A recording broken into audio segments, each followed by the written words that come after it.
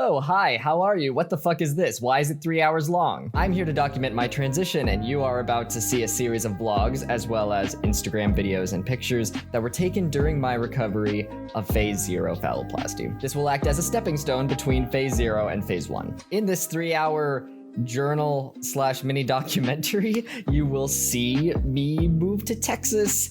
And well, I guess you technically saw me move to Texas in the Phase 0 video. You will see the struggles that I go through completely moving to Texas because the moving truck has taken my stuff. I don't want to, no spoilers. I'm just gonna let you watch it. It's a fucking hoot and a half. Let me tell you, there are twists, there are turns. I go through character development. You see me change from a boy into a man. With all of my videos, I never know how they're going to go. I never plan things out. The most I'll do for one of my PinkBlue episodes is write an outline of topics that I want to make sure I hit. But for the most part, I don't know what the fuck I'm doing. And that's life.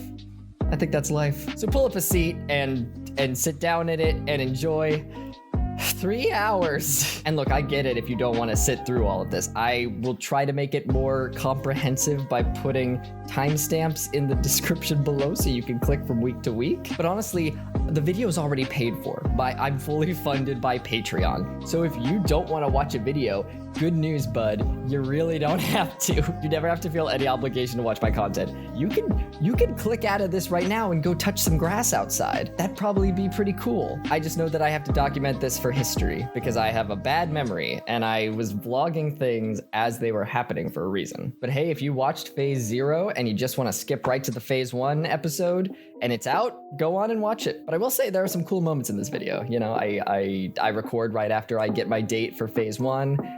My move in the moving truck. Oh no, I can't. No spoilers. No spoilers. I can't spoil. I'll just say there's some fun stuff that happens. But yeah, skip ahead if you don't want to. So for those that are leaving, goodbye. I hope you have a lovely day. And for those who want to just put this on in the background while they're unpacking boxes or doing homework or just want to, this could act as a podcast type of thing, kind of like a visual podcast. Is that a video? Is that a video? Is that just a video? Have I described a video? Anyway, to you I say hello. Enjoy the next 3 hours or so.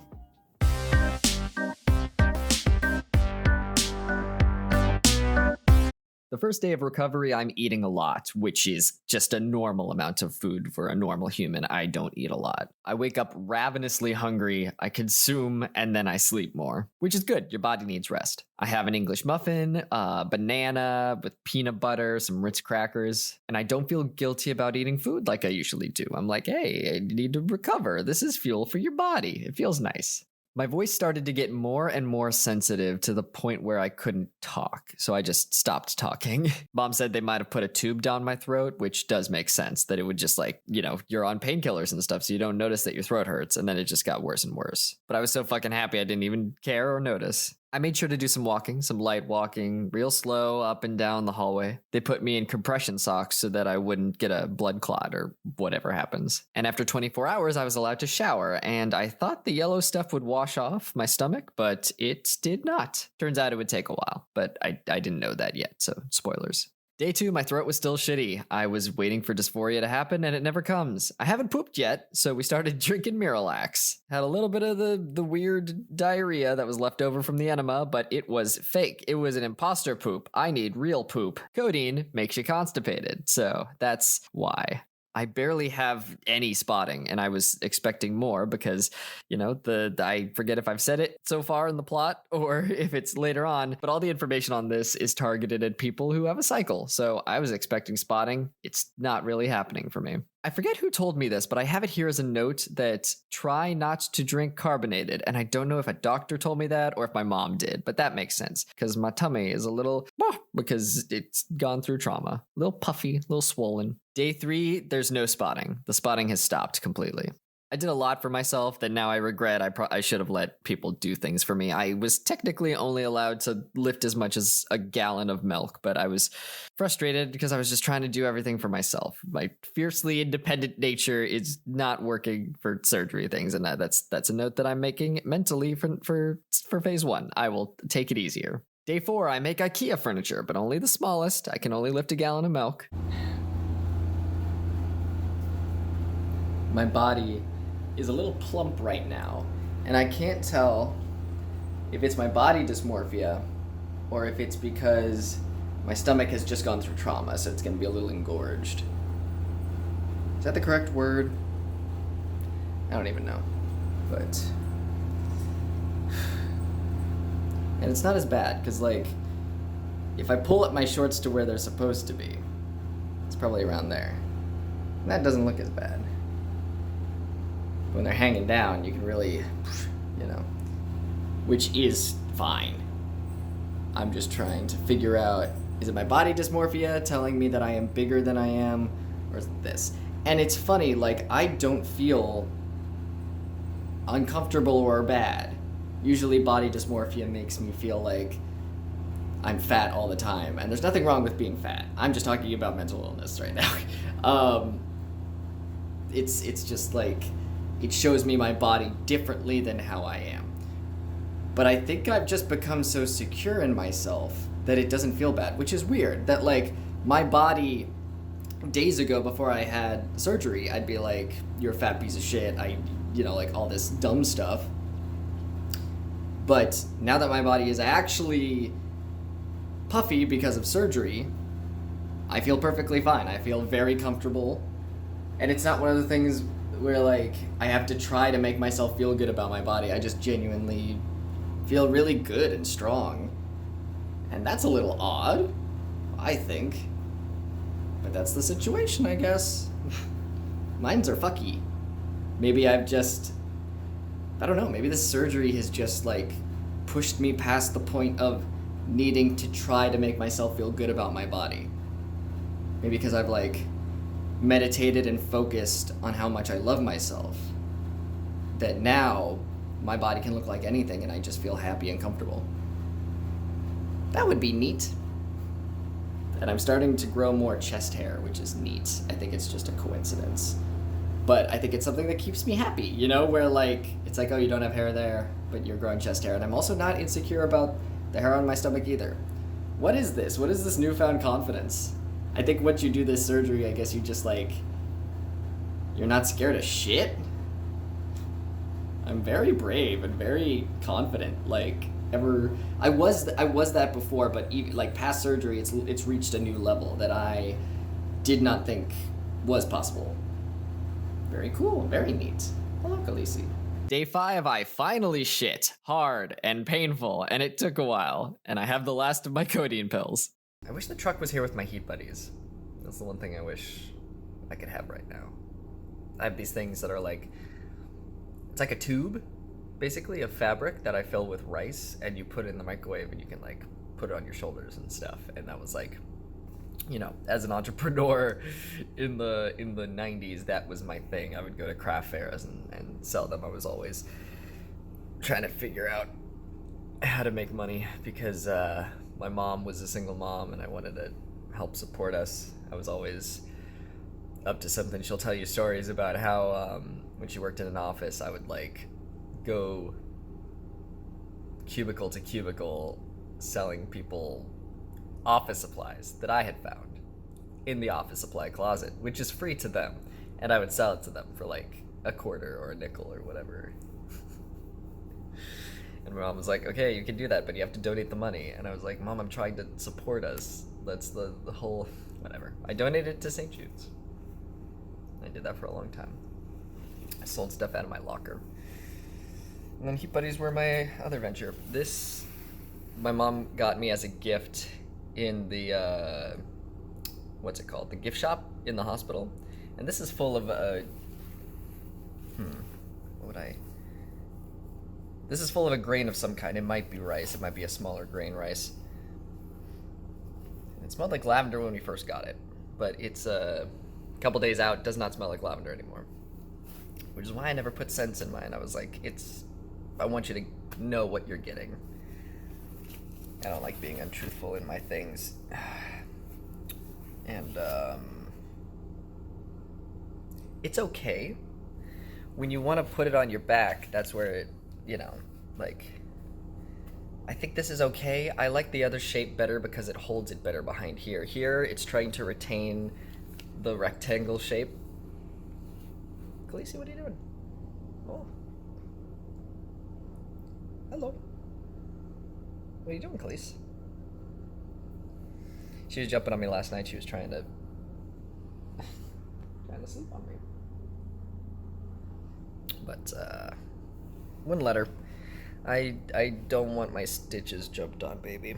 Day 6, I feel shitty. My back hurts. I'm putting lots of heat on it. It just feels shitty all day. But I pooped again, which is very cool. It is our first, wow. Listen to those Texas sounds. It is our first day without the codeine, and I am not having a fun time. I woke up in a lot of pain this morning. But yeah, no, we're just gonna deal with it. I mean, hopefully it's gonna be soon. It's gonna be a week. Tomorrow, I think it's gonna have been a week since the surgery. So hopefully I will start to feel better. That would be nice. I would like to feel better. Khaleesi has been enjoying the Texas wildlife. We've had a little squirrel friend who's been just chilling out. I was worried that the squirrel was not okay, but I googled it, and that's how they keep cool in the summers. They spread their little bodies out, and that's pretty neat. There's been a stray cat, and there's also been a squirrel. Khaleesi has been enjoying. She's been having a better time than I have. I've been trying. I feel very nauseous, and like in pain. So I've been dealing with that. Withdrawal sucks. If you're on any kind of drug, if you're working out and you're getting endorphins, and then all of a sudden the endorphins are not there, you're gonna feel withdrawal, and that's the thing you go with when you have surgery, you know. And you just deal with it, and then it's gone, and you don't have to worry. You don't have to get more of the drugs. I sure wish I had some, though. It'll be fine. We'll be fine in a couple of days. It's just gonna suck for a bit. Day 7, I realized I was depressed, which is normal and expected. You get depressed after surgery. Your body's gone through a thing. I got depressed about a week after top surgery. It's a combination of drug withdrawal, not having all my stuff, and not being able to work out, and I am alone. I feel very alone. I am alone. I didn't eat a lot. I don't have any motivation to. If you're getting a surgery, here's a tip. You're not gonna feel like making food. Take advantage of meal prep or friends or family. Where's the baby? Oh, there she is. There's the baby. You know, I've only been thinking about this as phase 0. I've never thought about it as like, oh, this is a hysterectomy. I'm going to be getting rid of my ovaries and the tubes and the whole shebang, and I will never have children. It's never been a big deal to me at all because I don't like children. I've never wanted children. I've never liked children. Other people's children skeeve me out. Like, I have a visceral, nothing paternal has ever been in my vocabulary or in my brain. And I realized the other day, like, there's a moment when I looked in the mirror and realized I don't have ovaries anymore. And I don't know, I've been struggling to think of anything, to feel any way. I'm like, well, this is, how do you feel? Do you feel anything about not being able to have kids? And I just can't. There's nothing coming to my brain. It's literally a non-thought, which makes sense because I'm just continuing to live my life as I was before. I wasn't going to have kids. Didn't want to have kids. I don't like kids. And now I can have them. And I still feel the same way. I'm struggling to think of any way to feel about it other than indifferent. I'm just like, cool, okay. It's the same. My life is the same as it was a couple days ago. And that just proves that it was the right choice. I've realized that I am depressed. Sometimes it takes you a bit to like really realize that you're depressed. You know, I wake up and I'm here alone in this space and I try to occupy myself and I don't feel like eating and I'm like, oh, well, it's probably the surgery, you know. And it just very slowly sinks in where like it took me a bit to figure out that I was depressed. Which is normal and expected, you know, like number one, it is just a symptom, or what is the word? There's a condition where like you get depressed after a surgery. It's a normal thing. And two, on top of that, you're not getting the drugs that you were from the hospital. So when you're like I was talking about before, when you're used to getting high and then you're just not anymore, quitting cold turkey, you get sad. That's normal. I'm going through withdrawal, and I'm also, just like a layer of depression. Like I got depressed about a week or two after top surgery as well. So I expected this. I was like, okay, I'm a person that I get depressed after surgery because you're not getting the drugs, you're not working out. I don't have the things that I usually use to occupy my time and the space. And I'm utterly alone. I'm alone in this house. I have my cat, but I'm so alone here despite being surrounded by people, which is so interesting because I have so many friends that live nearby and stuff. And so that's why it took me a bit to realize I was depressed, because I knew I was going to get depressed about a week in, is what I predicted. And hey, past Jesse, you were correct. So don't feel ashamed if you are suffering depression after the surgery, because this is so amazing. I feel so good. There's like a kind of a shamefulness of like, oh, I should feel grateful, but it's a perfectly normal thing to feel depression after a surgery. It's pretty normal. Depression does not care that you had a surgery that changed your life and you feel amazing from it. It's still gonna hit you because that's how depression works. Yeah.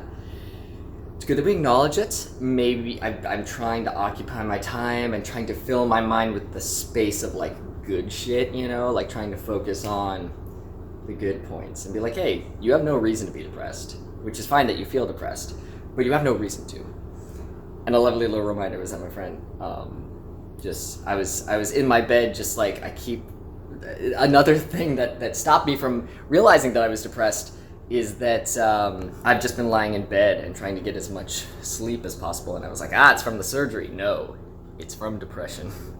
And I was just lying in bed, and Stefan texted me randomly. I was like, hey, do you want a free meal?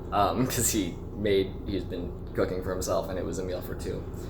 So I went over, and just seeing another human and having a human care about me, and gave me some sort of spare forks. He was like, they're in the plastic, I don't need them, you probably would need them, and they're the exact thing that I need, because I have metal spoons and a metal knife. I do not have any metal forks. It was the exact thing that I needed. It was just the synchronicity that I needed to get my ass up and be like, everything's gonna be okay. I get a lot of synchronicities in my life, and I needed that. So that was like the perfect thing. And now I'm maybe gonna read Catcher in the Rye, I don't know. I'll assemble some IKEA furniture. I did some walking. Let's get our ass up, Day 8, bathroom stuff, back to normal. I don't have to focus on peeing in order to pee. I just pee. And I'm pooping regularly. Very cool. Everything is starting to feel better. It's mainly just my back that hurts. And this is a problem because I forget that I have had surgery. I'm feeling so good. And I try to lay on my stomach. It goes as well as you think it does.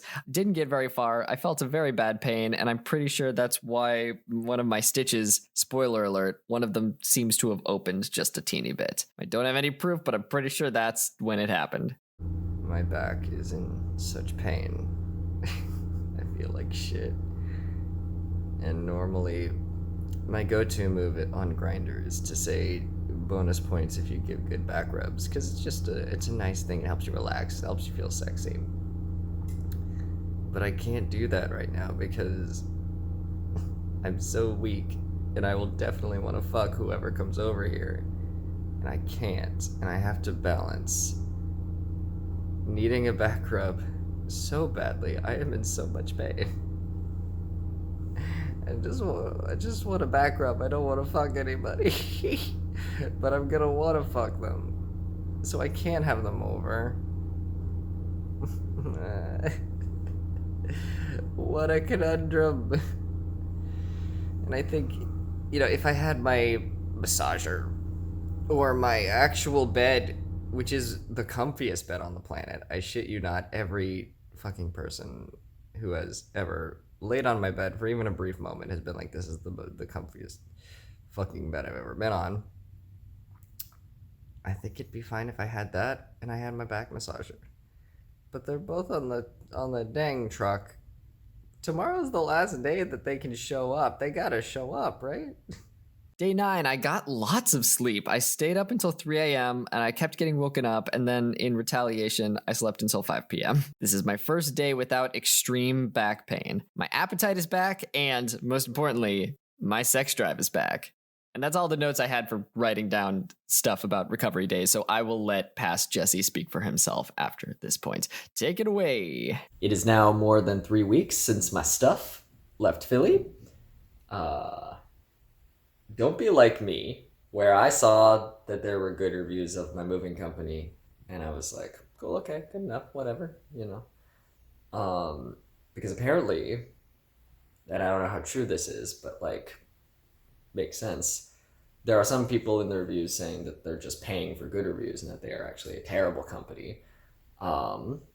They are also engaged in a class action lawsuit right now where people are suing them, and on top of that, some people are saying that they have kept their stuff for months. So I'm kind of just chilling. I'm kind of just settling in for the long haul. And I'm in such a tough spot because I'm spending money to like exist because I don't have these things. You know, I had to buy spoons. I had to buy like these things where I was like, if it's worth the money, if I'm going to use them for months, then it's fine. I'll spend the money on spoons when I already have spoons. But I just want to know how long. They haven't given me one update in more than 3 weeks. There's no way. Every time I call them, they're like, yeah, the truck hasn't messaged us back. How has the truck not had contact with you for weeks? That doesn't make any sense, you know? So they're probably lying. Today was not terrible. Today is a day where I woke up and I hadn't taken either the Tylenol or the ibuprofen in more than 8 hours. And I was like, okay, I can wait to take it, because you can't take the ibuprofen on an empty stomach because it can cause stomach ulcers. So I knew that I had to have food with it. Y'all, I'm doing bad on money. It's fine. Everything's gonna be fine. Y'all, don't feel bad for me, by the way. I don't want people to feel bad for me. I just want to be open and honest about the situation because I don't want you to make the same mistake that I did. Thoroughly vet the people that are going to take possession of everything you own. And that's just the situation, I guess. We'll see. This PinkBlue episode took a turn. I thought it was just going to be about hysterectomy stuff and phase 0, but we are we're kind of what is this episode going to be about? Is it going to be about me recovering and finding myself? Because I realized I had to go get my mail. I had to go walk and get my mail because the mailboxes are at like the front of my apartment complex. And just having this, and it was good because I needed a little walk. You know, I'm supposed to be having little walks every day. And having the sun on my face was such an enlightening experience, because I don't think I realized how much the city was hurting me. I don't think I realized how much living in cities was fucking bumming me out. Like, everyone's so nice here, and, you know, I used to live in suburbs. Early in my life, I lived up. I'm in Texas. I'm used to being in Philly when I talk about Pittsburgh, but I used to live in suburbs of Pittsburgh, Pennsylvania. And I miss it. I didn't realize how much I missed and was comfortable with the feeling of stepping off of the sidewalk and walking through grass. And I cut through people's houses. You know, I cut through the backyards of, like, not backyards, but like it's an apartment complex and there's different areas. And I walked through grass to get to the sidewalk, to get to the road. And I wasn't scared of someone looking out at me and being like, what the fuck are they doing on my property? I wasn't afraid of someone yelling at me, because people are nice here. I'm not used to getting paper grocery store catalogs, whatever they're called. And it is kind of a blessing in disguise that my stuff hasn't arrived yet, because I think if I had been able to unpack, I would have been boom, boom, boom. You know, like what my initial plan when I got here was to spend 3 days just fucking grinding and getting everything unpacked so I can get back to work. I'm so work-minded. I'm so focused on the grind that I'm not fucking paying attention to the grass growing, and I don't notice lightning bugs. And there's a stray cat that shows up on my patio and cries every night, and I'm not paying attention. I'm so focused on work that I'm not living life. Everything that has happened in my life that was a bad thing has put me on this timeline and has put me on this path to be here, this version of Jesse that I am right now. And it's always benefited me. Even if I think I want something in the moment, sometimes it's not what I need. It would have been great if I got all my stuff, but then I wouldn't learn this lesson. I wouldn't be here right now, you know? That is the greatest lesson, is the power of friendship. Be friends with yourself. I needed to learn to like myself. There are different chapters in my life. Last chapter, it was learning to love myself. This chapter is learning to enjoy the life that I have now that I like myself. Does that make sense? I don't know, it's deep shit, buds. It's deep fucking shit. If I have this assumption that if I'm not perfect, I am a failure. But I am doing some good stuff, so I should focus on that. And those are the lessons that I learned today. There are so many flights getting canceled right now with the Delta variant and everything happening in the world. And I'm just thinking about how bad things could have gone. Like, I think I'm okay with my shit being on the truck and maybe not getting here for months or whatever, because this could have gone a lot worse. What if I was in Philly and my lease is up at the end of August? I moved a little bit early because I wanted to be safe. Oh my God. Yeah, what if I wasn't being so cautious and I just moved not as early as I wanted to? What if I kept lamenting not getting one of the cheaper places here. In my apartment complex specifically, there's 3 different models of the 1 bedroom, and I had to get the most expensive one because it was the one that was available the soonest, and I was like, okay, I'd rather be safe and just like get the apartment. Oh wow, this could have gone really bad. This could have gone bad. If I had not been so cautious about that, then I could have been stuck in Philly with everything that I own in boxes, and like, if my flight was canceled, what if, yeah, I guess what would have happened is the van would have gotten there to take my stuff. Everything that I owned would have been on its way here to Texas, and I would not be able to get here because my flight might have gotten canceled or kept getting canceled. If my flight was canceled, I would have been late for my pre-ops. I wouldn't have been able to get my surgery on time. If we had to delay the surgery, yeah, I think I'm okay. I think I'm all right. I think this shitty situation is one of the best case scenarios. Because that's how bad the world is right now. The world is so fucked that this shitty situation is actually pretty cool, and might have saved me a lot of stuff. A lot of heartache, a lot of pain, a lot of money. Even though I'm spending money that I don't need to, because I need to buy... do I need to buy a toaster? Do I need the spoons or whatever? Like, fuck. Fuck, buds. I think we're okay.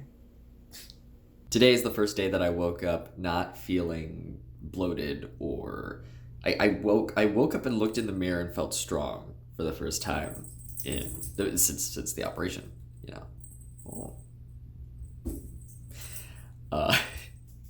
Yeah, I looked in the mirror and there was a noticeable change in like how I perceived myself and my attitude, because now I've got the double hitter of is it hitter or header? Got hit twice. Once with like, oh, you like your body and you have worked out enough that you like your body. But the second hit is like, oh, I don't have the organs in there that I was not supposed to have, and now I feel very attractive.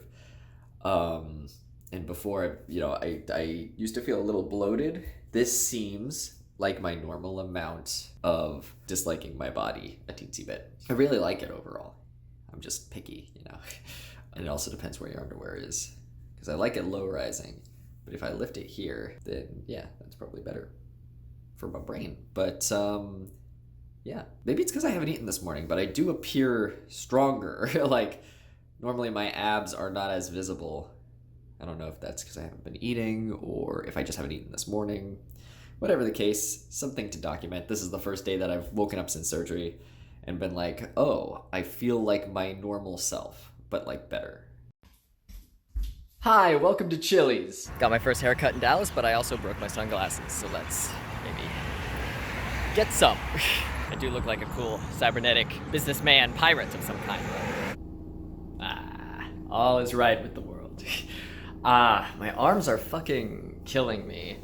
But it was nice. That was my first, walk to, get groceries and stuff. It's really nice.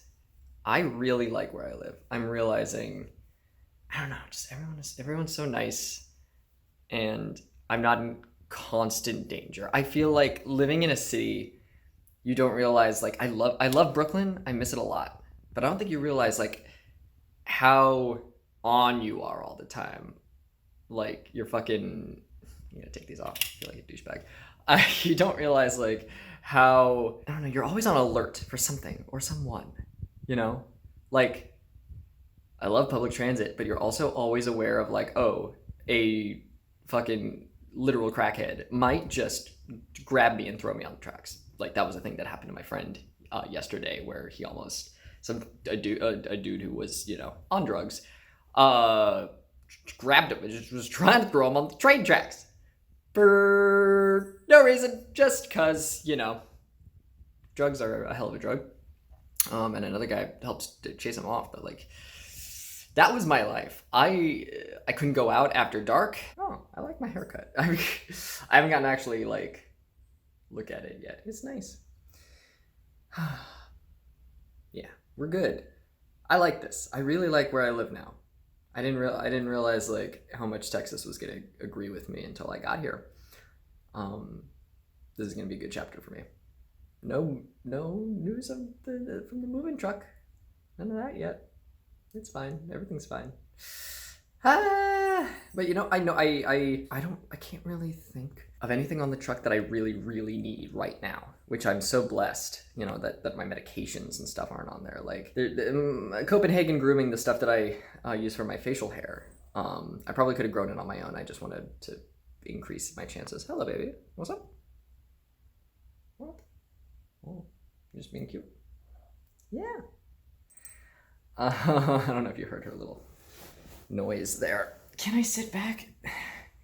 This is the bare chair, the couch, and it doesn't have cushions on it right now. Oh, it feels so good to sit. I was walking for a while, and it's good because I felt like I got an arm day, and my arms are so tired, and I'm holding the camera with them, so I'm sorry if it's a little shaky.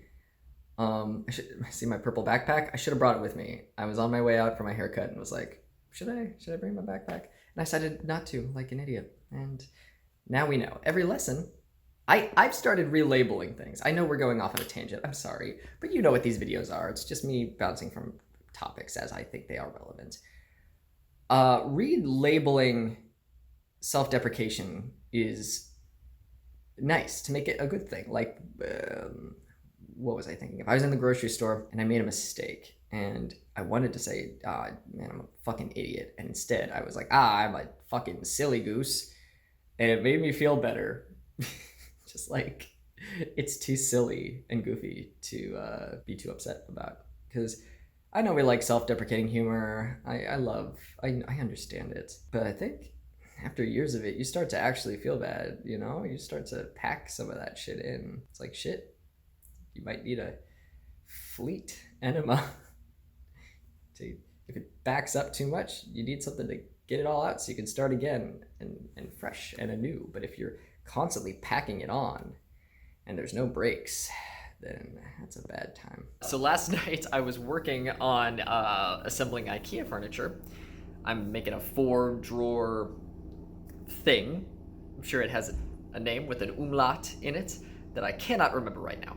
But yeah, I'm realizing that like I'm going to use this time to level up my skills as much as I can, you know? Because the first part of isolation, when I isolated before quarantine started because all of my friends turned out to be monsters, and I was mentally like, no, I can't rely on anyone, and I got very independent, and just started working out a ton. That was a chapter of my life, and now this next chapter, I'm still in isolation, just a different kind of isolation, and I'm gonna use that one to learn how to use a drill and become handy, because making this IKEA furniture has got my dick hard. Like, I'm into it. I'm very excited to be making stuff with my hands, because I was a very I've been creative since I was a kid, and I was always like making stuff, making inventions and stuff like out of cardboard and duct tape and stuff with my hands, and I always wanted to learn how to make stuff and like officially and use a drill and hammer and stuff. And all my tools are on the moving truck, but I don't own a drill, and I was very hesitant to learn how to because I think I was still scared. Khaleesi, no, baby, no. She's sharpening her claws on the couch. That's not very nice. When I was moving in here, I thought I was going to get a TaskRabbit to hang my TV and build this IKEA furniture. Now, I've been here for a while, and I'm like, well, I'll make the IKEA furniture. And it's easier than I thought. But now I'm on the part where I'm realizing some of the furniture would have been easier to assemble if I had a drill. I am using so much manpower that my stitches are starting to hurt. And I realized, like, oh, I think I should listen to my body. I think it's time to get a drill. And you know what? It's time. So I showered, and I still love my hair, and I still love my body, and I still love me. Good update. Number 2, something I totally forgot to tell y'all about is I've had trouble singing, and talking has been a little troublesome. You know, on the second, yes, I think it was the second day. The first day of surgery, like right after surgery, I was doing my Spike Spiegel voice because my throat was all fucked up, and then the second day it was not great. My voice kind of deteriorated, and we were thinking like maybe they put a tube down my throat or whatever.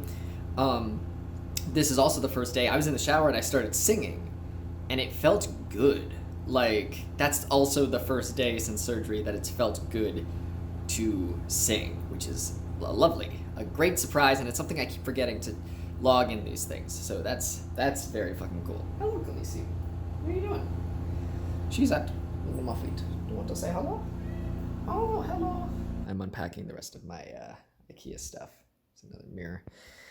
Got 2 mirrors, and I get to put them where I want. This one is going to be going in my bedroom. And as I was unpacking it, I realized that this mirror with the film and everything on it is like, it's kind of like transition, because this stuff, it was covered in this stuff before and you couldn't see anything of the mirror.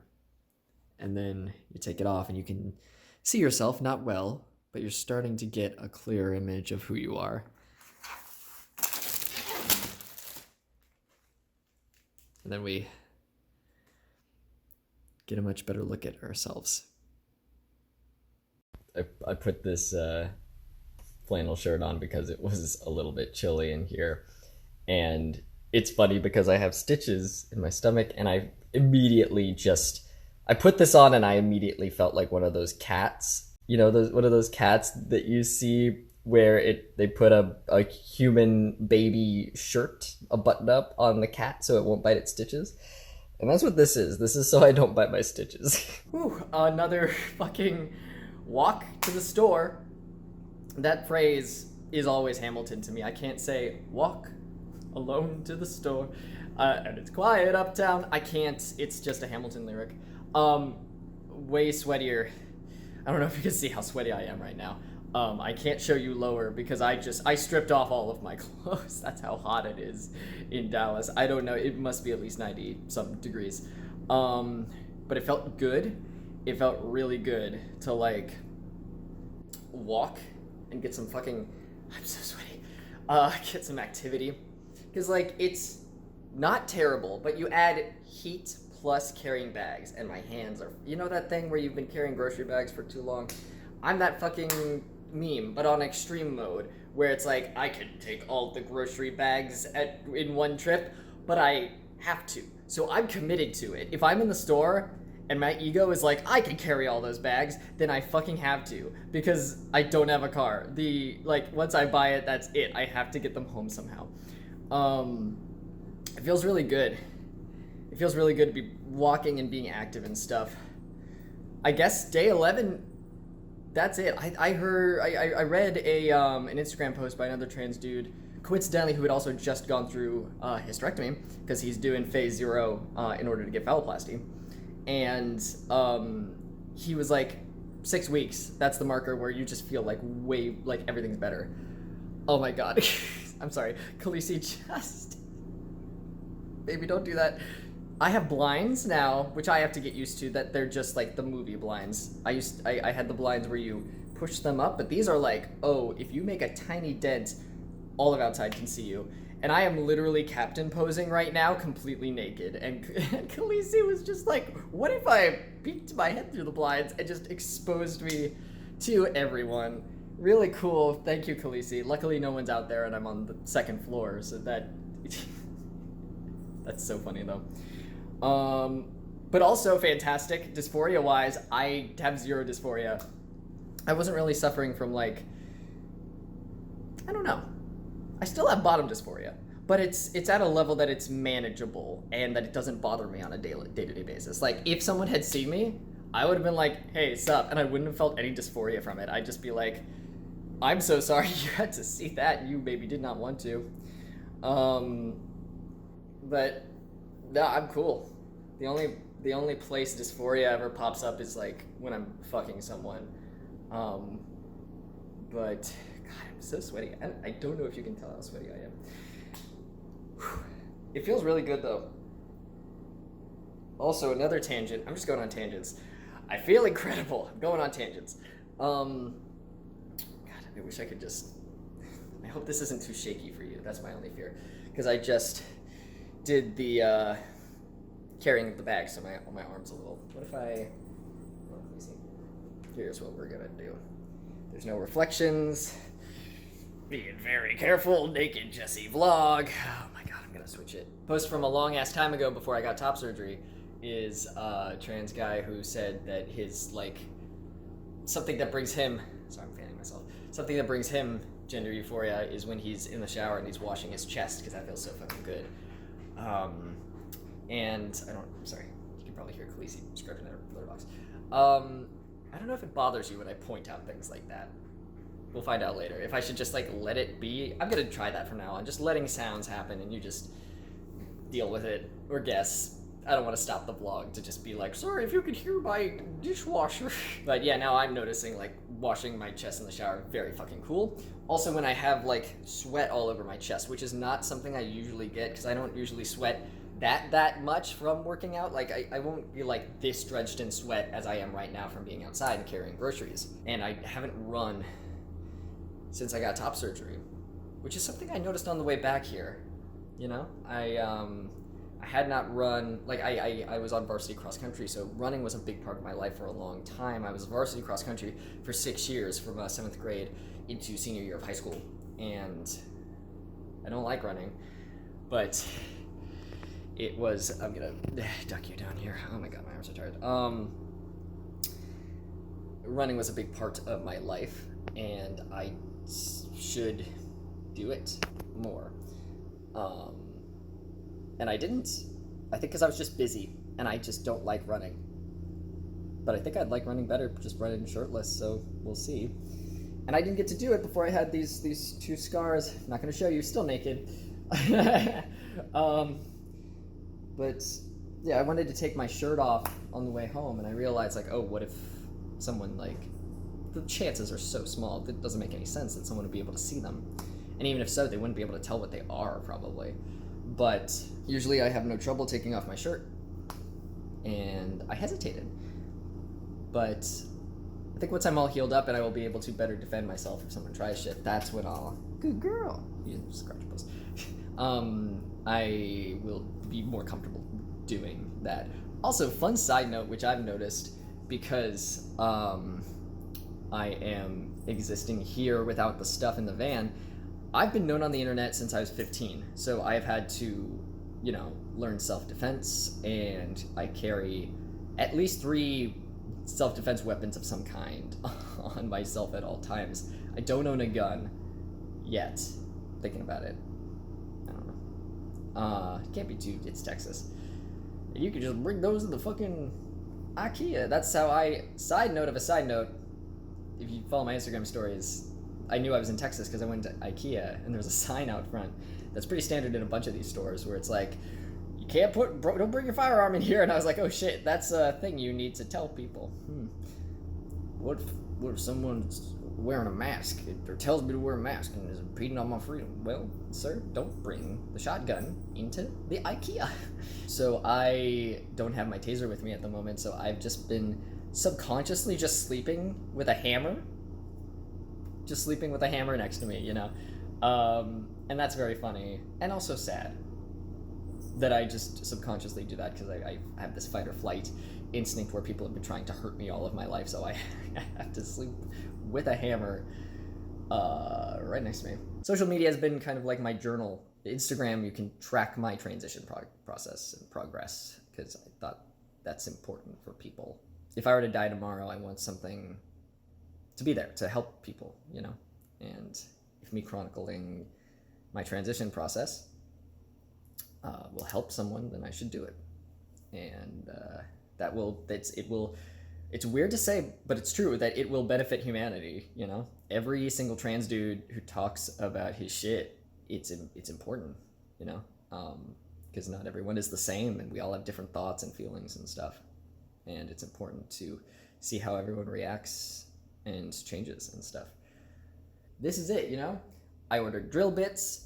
We're learning how to use I learned how to use the drill last night. It was super easy. I was scared of something for years and years that was super fucking easy, and I didn't know. You never know until you try. We're improving. We're using this time to improve. I'm doing research. I had to read up on these drill bits. I looked up on Amazon. Can these go in the drill, or is this for like a handmade screwdriver? Blah blah blah. We're educating ourselves. I'm gonna hang mirrors. What? This is crazy. We're fucking leveling up. Let's do it. I'm gonna take a shower. Oh, also, my sex drive is back full force today, but I still cannot have sex for what? 4, 5, 6, 7, maybe 7 weeks? No, 6 weeks? I don't like that. I'm very horny. Freshly showered. I have a mug of my probiotic stuff, and I'm singing, and I feel great. Something I wanted to note is that all of this moving bullshit and improving myself by, little things, learning how to use the drill, I'm going to be hanging my mirror and all that stuff, is distracting me very well, that I can't work out.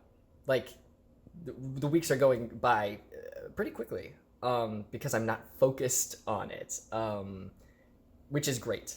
What a lovely thing.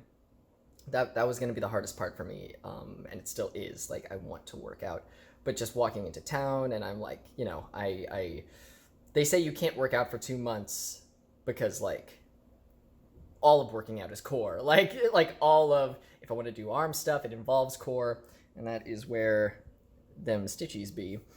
I can show that because I am wearing underwear.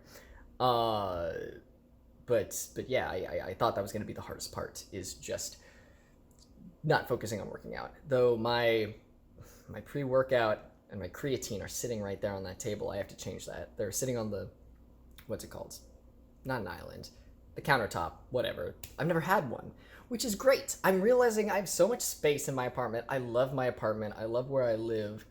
This is great. I'm going to be able to distract myself reasonably well, I think. I think it might start hitting me when it's like halfway. I predict once I hit the 6-week mark out of 8 weeks, once I hit 6 weeks, I'm going to be like fucking vibrating. You know that fucking meme where the kid's like, and his like face is like turning red? That's going to be me when I can't work out at the 6-week mark. I think that's when I'm going to be like, okay, but can I just do some skull crushers, please? I just want to feel again. Please, daddy. Anyway, that's all for now. I have come to the realization that I'm depressed. And I was like, that doesn't make sense. I'm very happy and confident in my body, and we're doing lots of cool things. And I've realized I'm depressed because I'm here isolated in this house and nothing is changing. I went from being in my apartment in Philadelphia, where I have 3 monitors. I'm able to work on my projects. I'm able to watch Twitch streams while I'm writing. I'm able to work out while I'm watching Twitch streams. I recorded myself working out. I do videos on OnlyFans, and, you know, it was a nice break from the monotony of the day to, like, be like, you know, I'm gonna work out in my boxers, and we're gonna talk about what I've been watching this week, or what's been on my mind, or whatever the fuck. And I've gone from that to here, where I am in this box, and I have my tablet, which is great. I can write on that. But I can listen to podcasts, I can listen to music, and then that's it. Going into town was great. I got to do something else. But other than that, I'm waking up and doing the same thing every day, and not in a healthy way. Routine is good, but not when I've taken out all the other elements of my routine, and I'm just, you know, you don't realize that you are depressed until it, like, creeps up on you sometimes. And I realized when it was 11 p.m. and I was like, I think I want to go to sleep. And I realized, like, oh fuck, like, I want to go to sleep because I am bored. And when I'm bored, you eat. Some people eat, some people sleep, because you're just trying to, like, start the next day. So I jerked off. I don't know if I should have said that. It's fine. You know what? It's for research purposes. My sex drive is back, and I can't have sex for almost 6 weeks. And god damn it. Of course I'm gonna be horny if I haven't, like, jerked off in a week plus. I'm a man, damn it. I got testosterone in my body. Got up and was like, I'm gonna make some food. So I'm cooking for the first time here. I got a pot today, so now I have 2 pots, because I was like, oh, did I need 2 pots? Oh, fuck. I'm realizing, oh, I didn't need to buy that second pot. Why did I think I needed to buy the second pot? Oh, fuck. Well, I own 2 pots now. God damn it. I want to make corn, and I don't have my steamer, because that's on the truck. Everything's on the truck. And I was like, oh, I'm gonna have to be doing something else with the other pot, so I have to buy a second pot in order to make the corn. But I'm not doing anything else. I'm making chicken, which is defrosted in the sink. It's been defrosting. I'm making a potato in the oven. And then there's the corn. Jesse, you didn't need to... God damn it. You didn't need to get a second pot. Why did you think you needed a second pot? It's fine. We live with our mistakes here. Anyway, I'm cooking, and I'm gonna start reading Catcher in the Rye. I read the first page and a half and was like, oh boy, this is gonna be a fucking fun time. I'm writing a show about fuckboys. It's really funny. I was talking to Dash, my friend and ex-partner. I've talked about them on here before, but I was talking to them and saying that I was rereading Catcher in the... I was going to reread Catcher in the Rye because my show's about fuckboys, and I want to do some research. And they laughed and were like, listen, I think both of us have, like, we're kind of experts on fuckboys. We've experienced so many fuckboys. We're good, you're good probably. And I was like, yeah, probably. But that's how serious I am about my art. I hope this food comes out good. Okay, 2 things. Firstly, just saying that I was depressed out loud infinitely feel better now. You know, sometimes you just, accepting it is what you need. So, I'm still depressed, but at least I, am conscious about it. And, also normal, because after surgery, I've already talked about it, but after surgery, it's normal to have a little tad bit of depression, and just being trapped in this room with none of my things is not helping. And number 2, I was bleeding from my leg the entire time that I was talking in there. I was outside taking out some garbage just now, and I got, I got tangled up in a branch, I guess what you would call it. You know, I was just gonna describe a branch again. You know what a fucking branch is. It was outside and my foot got tangled in it and I just like kept walking. I didn't think anything of it. And then I vlogged just now and sat back down and Khaleesi was like, "What the fuck is wrong with your leg?" And I was like, "What?" And I looked down and I was like, "Oh my god." So that's fun. Realized I don't have band-aids here. Don't have any of my things, but it's fine. I cleaned it and it's not bleeding anymore. So that's good. But it is very funny that like I was just talking about how I was depressed and did not realize I was bleeding from my foot because nothing matters. You don't care about anything. Oh god. Anyway, I love existing. Existing is great, huh? Oh my god, I have to show you the amazing fucking job I did hanging this fucking mirror. Okay, so I went and I got these drywall screws. It is perfect. Before it was like covering up a little bit of the outlet, and here you can see, look at that fucking, it is so perfectly there. And then this guy, it is just perfectly, oh my god, I couldn't get this better if I fucking tried. It is flush against the outlet. That's beautiful. It's flush against the outlet.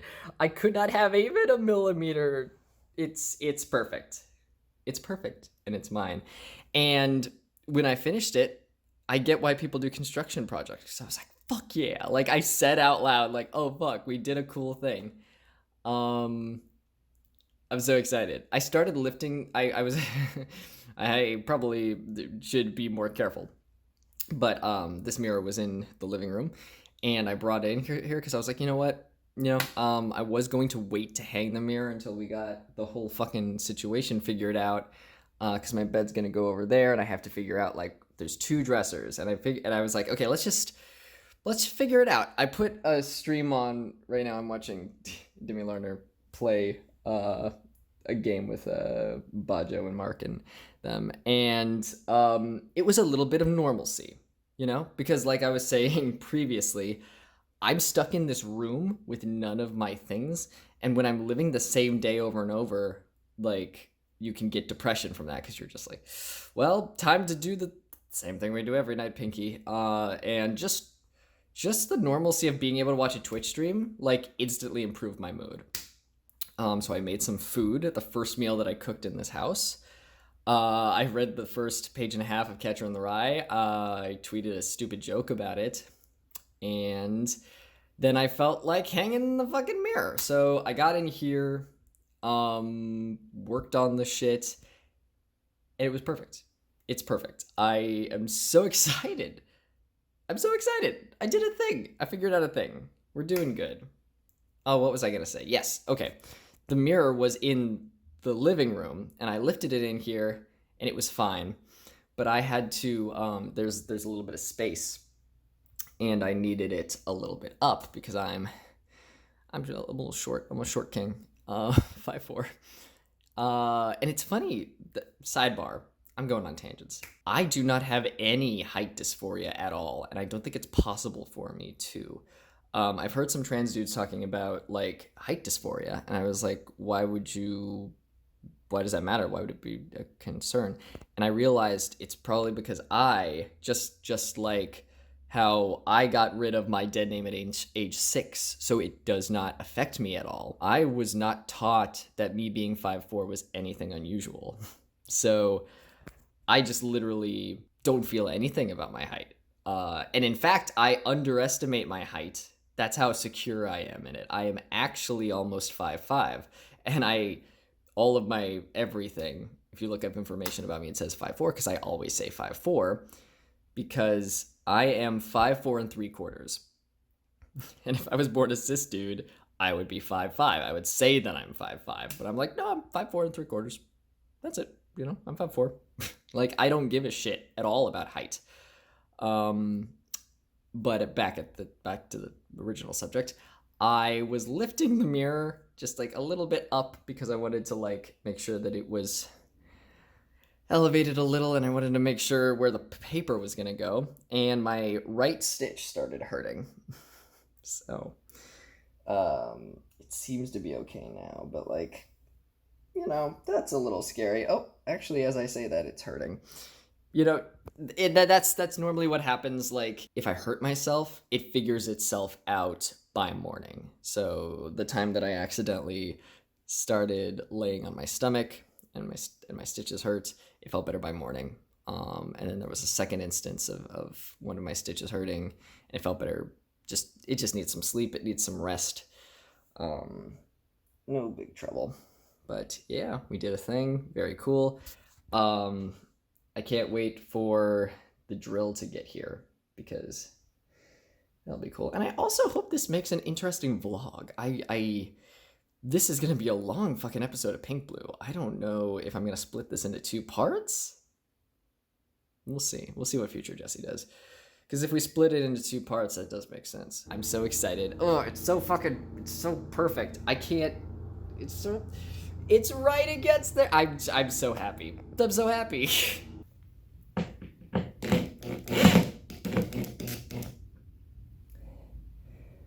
I have a sty in my eye. On the second day that I went walking, I got some sweat in my left eye and was like, that's annoying. And then the next day I woke up and it was hurting. And it's that familiar feeling where you're like, oh no, this isn't gonna go away. Then I woke up this morning, hadn't gone away. I'm using hot compresses on it. The good news is it's a pretty small one, because I just got sweat in my eye. But it depends what's on your face. The sweat is salt and it's germs. Luckily I didn't have any product on my face, because if I had done Curology like right before that, it would have gotten in my eye or something like that. Yeah, I'm learning how to use a drill and I feel very cool. This is very cool. I'm feeling pretty good right now.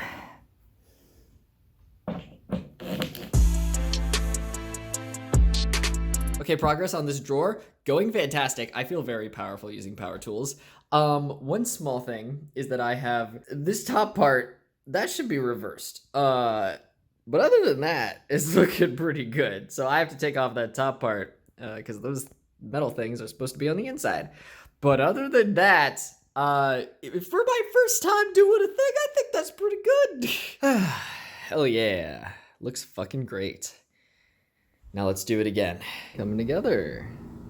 It is coming together. So, they are very unique in that I have made what some might consider mistakes, but we're gonna call them stylistic choices. So this one, the handle I had fucked up. It's a long story, but basically the nails didn't work, so I have stuck one of those sticky things on it, and that's what's holding that there, but I can't even tell.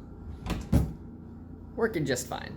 And if it fucks up and we have to get some Gorilla Glue, we will do that. And this one, long story short, there's a part in here where this is supposed to be upside down. I realized what I had done wrong, and it was too late to go backwards in the process because my drill could not, I needed to undrill a part that my drill could not get to anymore.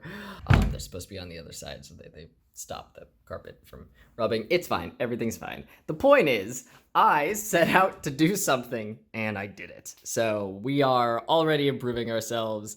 I have made these very unique dresser drawers. Totally on purpose. They are not flaws, they are features. Just like being trans. I just went out for a walk and got some food and came back. And the thought that I had on the way, just absorbing all of the Texas calmness, you know, where I'm used to looking behind my shoulder every second and feeling a sense of danger. A thought that I had on the way back, which is equal parts profound and very obvious, is that when someone is so used to fear being a large element in their life, once you take them out of that element, their mental health increases. That should be obvious, right? But it's something that I absorbed in, I was like, why do I feel so calm and good right now? As opposed to how I used to feel when I lived in Philly or Brooklyn. Yeah, it's the places that I've lived the last 5 or 6 years have had me on high alert. And now that I am in this environment where I don't have to worry about that, I can worry about other things. And it's a lot easier to worry about the other things because I don't have this fight or flight thing at the forefront of my brain. I did it! I made the table. I can't believe it. I made things. Mirror number 2 has been installed. Hey, everything's going great. Also wanted to give y'all an update on the tummy fluff. This is how much it has grown back in 3 weeks, I believe. Jesse put the number up on the screen. Future Jesse will take care of it. I hate how it's fine. I've gotten used to how that looks, but it's yellow because that's the sticky thing that they put over my scar that is over these scars too. That's why they're a little yellow. They were stained with the dye. It's not like gross or anything. It's just stained with the dye, and I'm used to it, but I don't want y'all to see it. You know, I'm desensitized to it, but if you see it, you're probably gonna be like, what the fuck is that? Is it infected? No, it was stained with the yellow anti-stuff that make the germ bad good. Future Jesse, put the name of the stuff on. I forget what it is. Anyway, it's I've stopped paying attention to it because a watched pot never boils.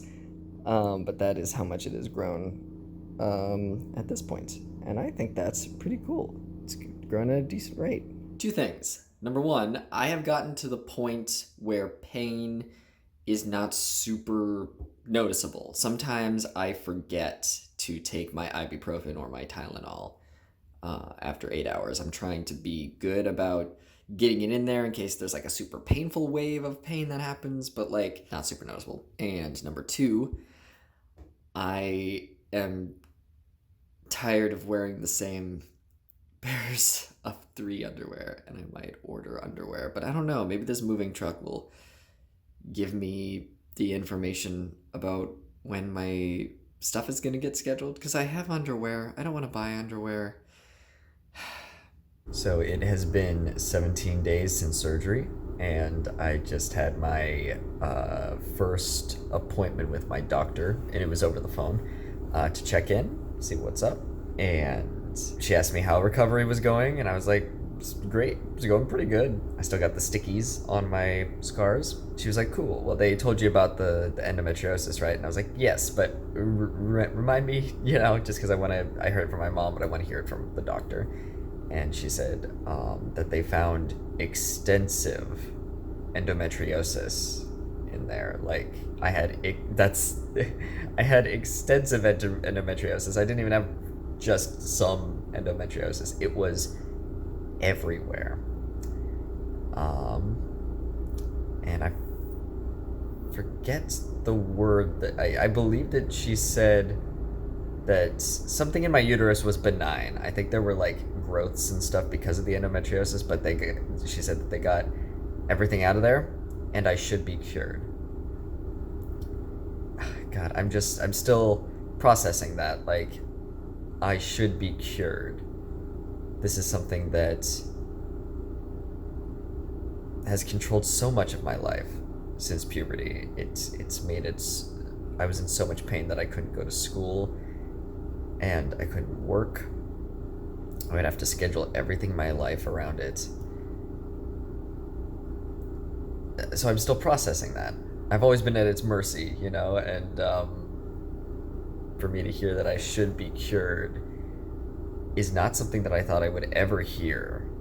I did not know that was possible. I thought it was like, oh, well, we'll get rid of it, but you might still have it or whatever. And she said, you should be cured.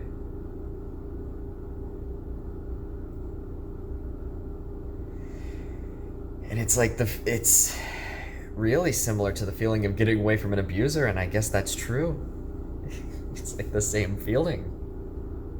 Knowing that I never have to deal with this ever again. I had gone 2+ years without a cycle, and it was still trying to kill me. And she said I could take the stuff off of my scars if I want to, so I can start rubbing the salve on it, which is great. And, you know, for old time's sake, I looked up symptoms and stuff of endometriosis because I was like, I wonder what else this could mean. If I don't have endometriosis anymore, are things going to get even better? And some of the symptoms are painful intercourse and constipation, both of which I suffer from. And I noticed since surgery, I've been having regular bowel movements. And I don't know, I thought it was gonna stop, but maybe, knock on wood, it will keep going and I'll just be able to not be horribly constipated all the time. Because that's something I also have it's been a big problem.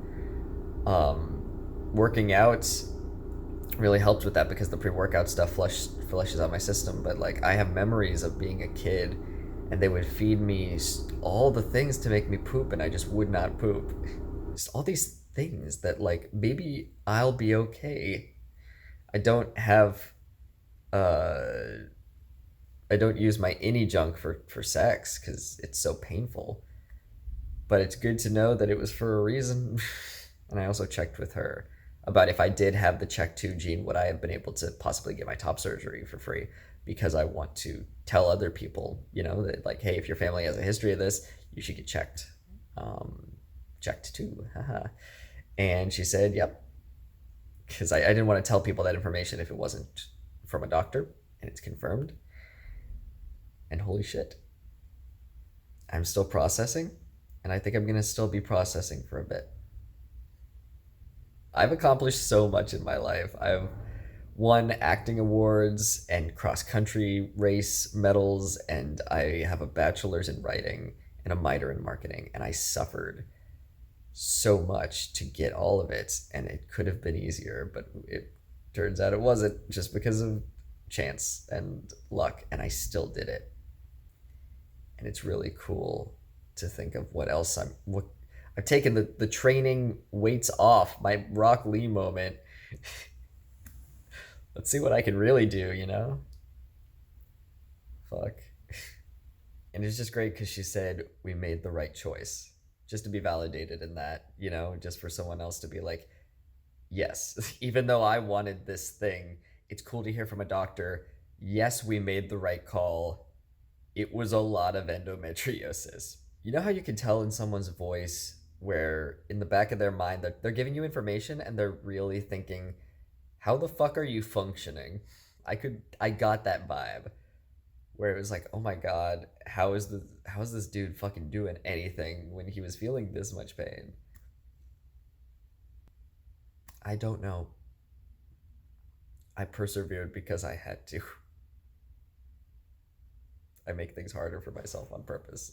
During cross country, I would wear socks that made me hotter just because I wanted a little something extra. And I don't have to suffer anymore. And just thinking about how transitioning has literally cured like 90% of all my health issues is fucking bonkers. 90%? 90%. Fuck. Okay, I'm about to take off my little stickies. This might feel weird. Which one should I do first? Let's do this one. There we go. It's like falling apart in my hand. Yeah, she was like, yeah, you can pull those off because it's been 2 weeks. And oh, I think there's a scab coming off on it. Look away if you're not feeling this, but I do want to just show what it is like. Don't want y'all getting blindsided by anything. Okay. It's not hurting at all.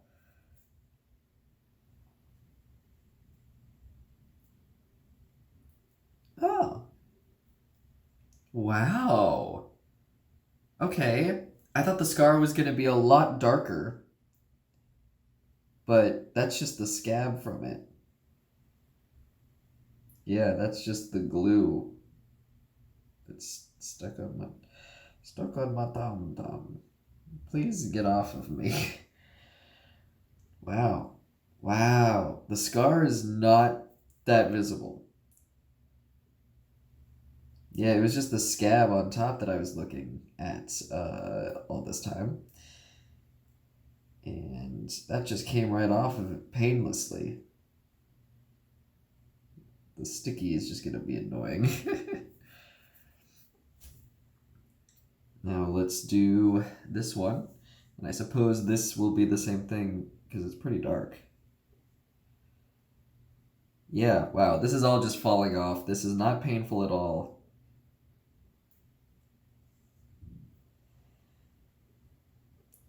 Oh, and that marker was, that marker mark, I don't know if that's the correct word.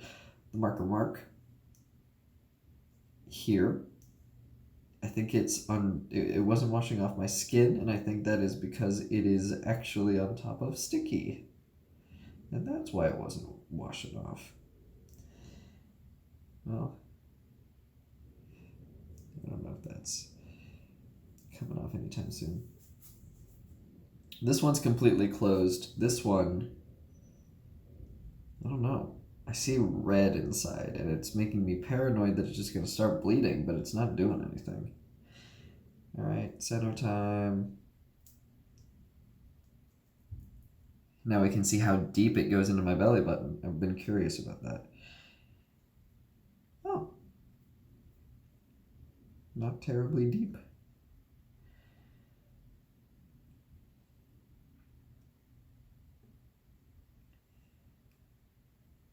Yeah, well. Sticky.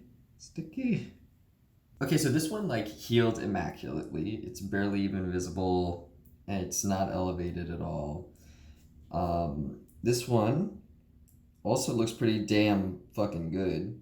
There's just some sticky stuff around here and here that I've been trying to pull off with tweezers, but I also don't want to like fuck with it too much, and I think I'm gonna put some CBD salve on it.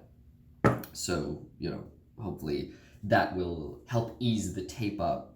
And this one I thought might be an issue because it has been a little bit elevated and it looked a little rougher. But it turns out when you take off this stuff, it looks a lot better underneath.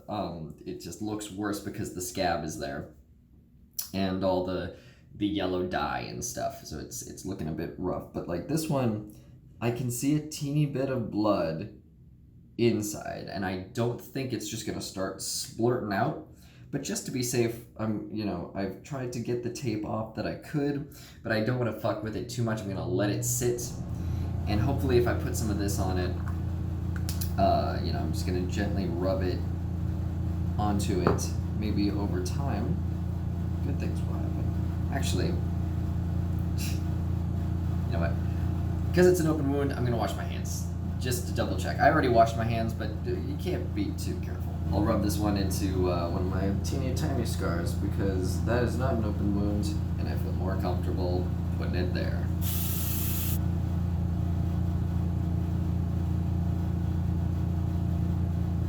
I am using the 900 milligram CBD salve from Ziggy's Naturals. This stuff has been really good to use on my top surgery scars, which aren't super visible to begin with, but I just want to, be careful and, you might as well. It's pricey, but I think it's around like $100 for this like fucking thing. But I bought this like a year ago, and it's still up to here. Like this is gonna fucking last you. This does feel weird, but also doesn't. Just doing this in my belly button. I will try to do this twice a day and see if that's good.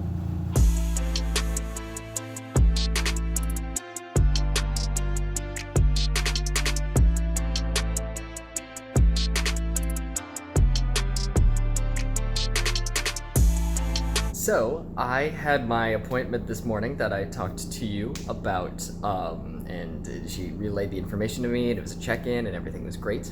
One of the things she asked was that, she asked about my pain, and if I needed the higher painkillers, and I was like, you know what, I think I'm good. And I realized, a couple hours after that the Tylenol and ibuprofen tag team was not cutting it anymore. I was experiencing pain that just wasn't going away with that, and especially because I just took off the sticky things, my scars are a little raw right now. They're fine and cool, but it's affected me in a way I did not know it would. Where it's I'm sure that's influencing it some. So I called back and was like, hey.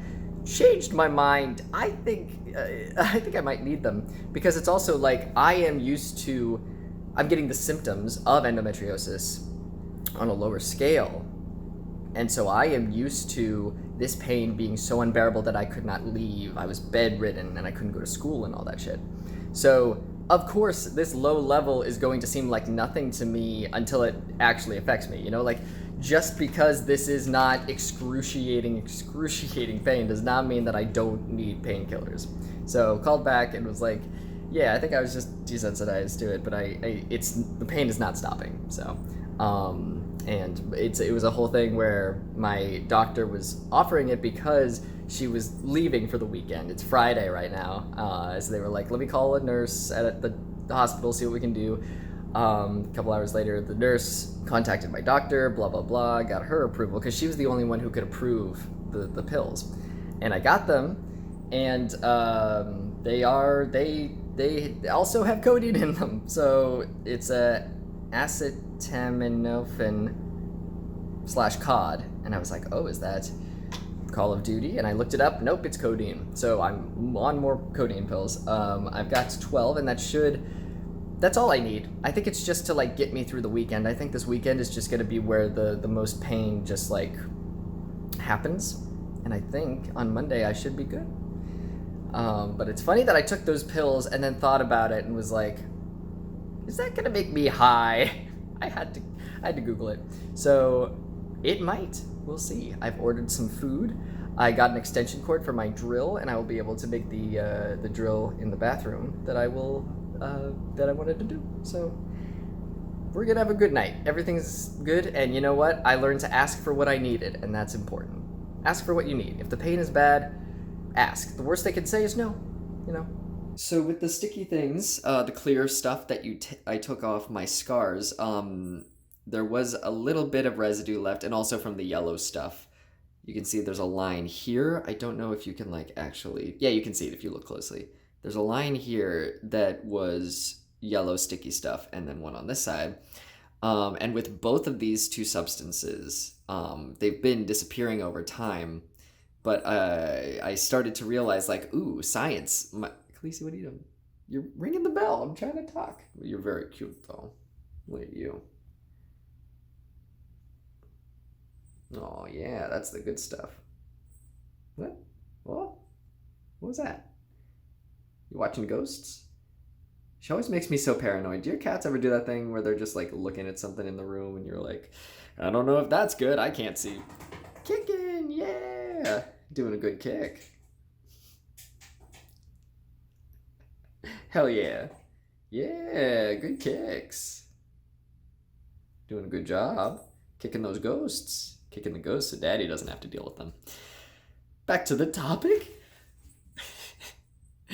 So there was a teensy bit of the sticky stuff left around here, and I'm not sure if I mentioned it while I was recording that video where I was taking off the sticky stuff, but basically these were new, and then this one especially, there was like a little bit of like, you can see like here the incision is perfectly sealed up, and on this one there's like a teensy bit of an opening, and I think I know what that's from. I think I might have exerted myself just a teensy bit at some point in the first couple days that I had these stitches, or a week later. I tried to sit on my tummy.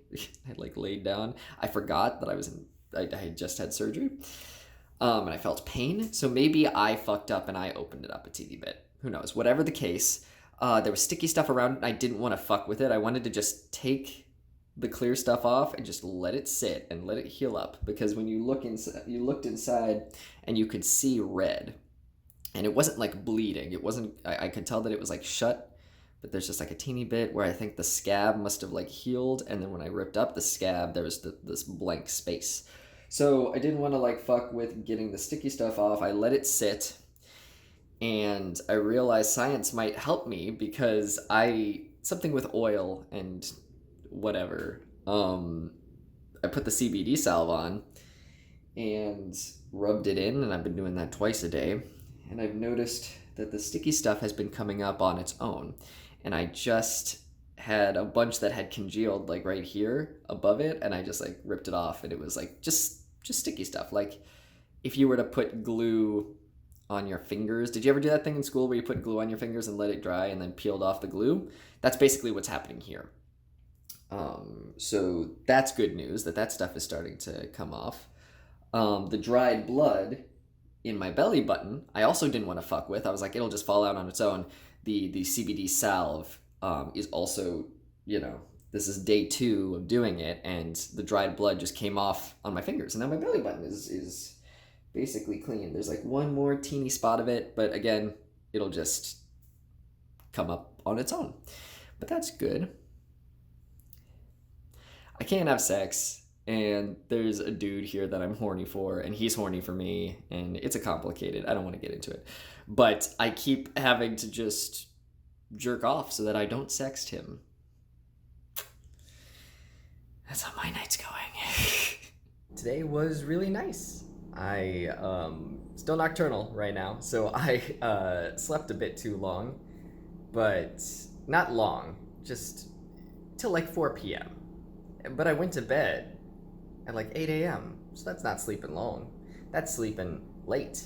That's the word I was thinking of. A little high right now. Today was nice. I did not realize that I still had anxiety about a thing. And we're learning about ourselves.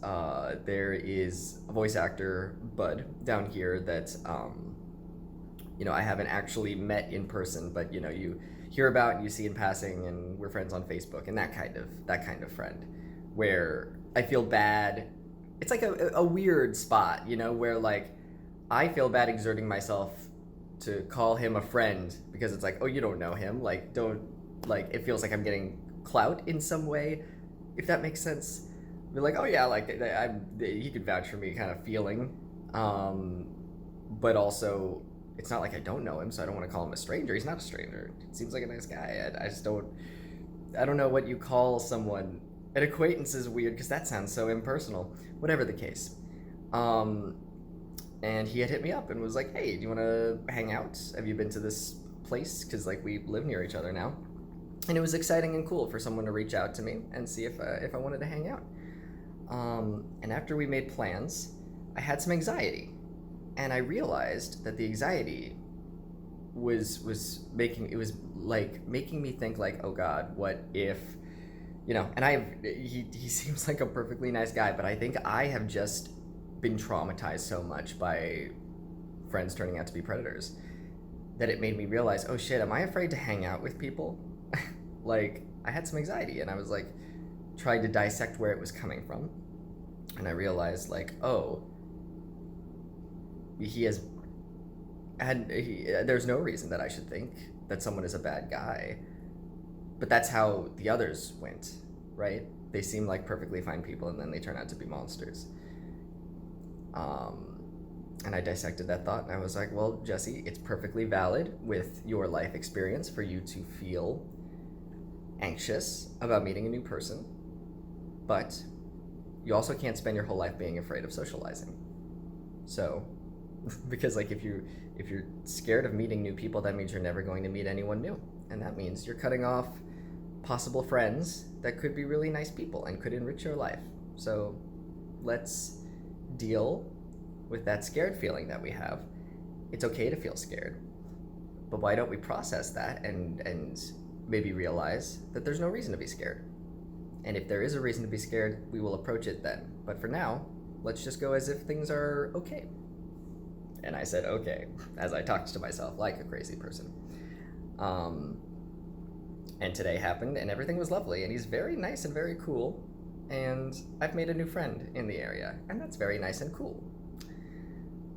And it's interesting to like realize that you still have trauma in some areas that you thought you didn't. Because I processed it, and I thought of, before I had these feelings, I thought of myself as like, oh, I went through a bad time, but I am excited that I have gotten over it, you know, because you're just like, everything's fine. And that's what you like to think. But even with therapy and even with character development and isolating myself and blah, blah, blah, you can still feel bad about a situation that affected you. And that's called being human. And there's nothing wrong with that. Don't scratch up that couch, you little shithead. I see you. Don't scratch the couch. Please? Oh, now you're just rubbing. Now she's like, oh, I wasn't doing anything. I was just rubbing my face. You're little shit. I got a drink for the first time since surgery. Oh, I felt good. Fuck. And you little shithead. I see you. Stop it. No, don't fight. I'm not here to fight you. Your scratching post is literally right there. Go use it. You want to play? I'm not here to play. I'm vlogging. Because I didn't want to, like, get wasted because I'm still healing, technically. Technically, I am allowed to drink. But also, everything on the internet is telling me about hysterectomy stuff that has to do... Khaleesi, I swear to fuck. What are you doing? What? You want to play? Hold on, I gotta play with this asshole. Come here. You want your toy?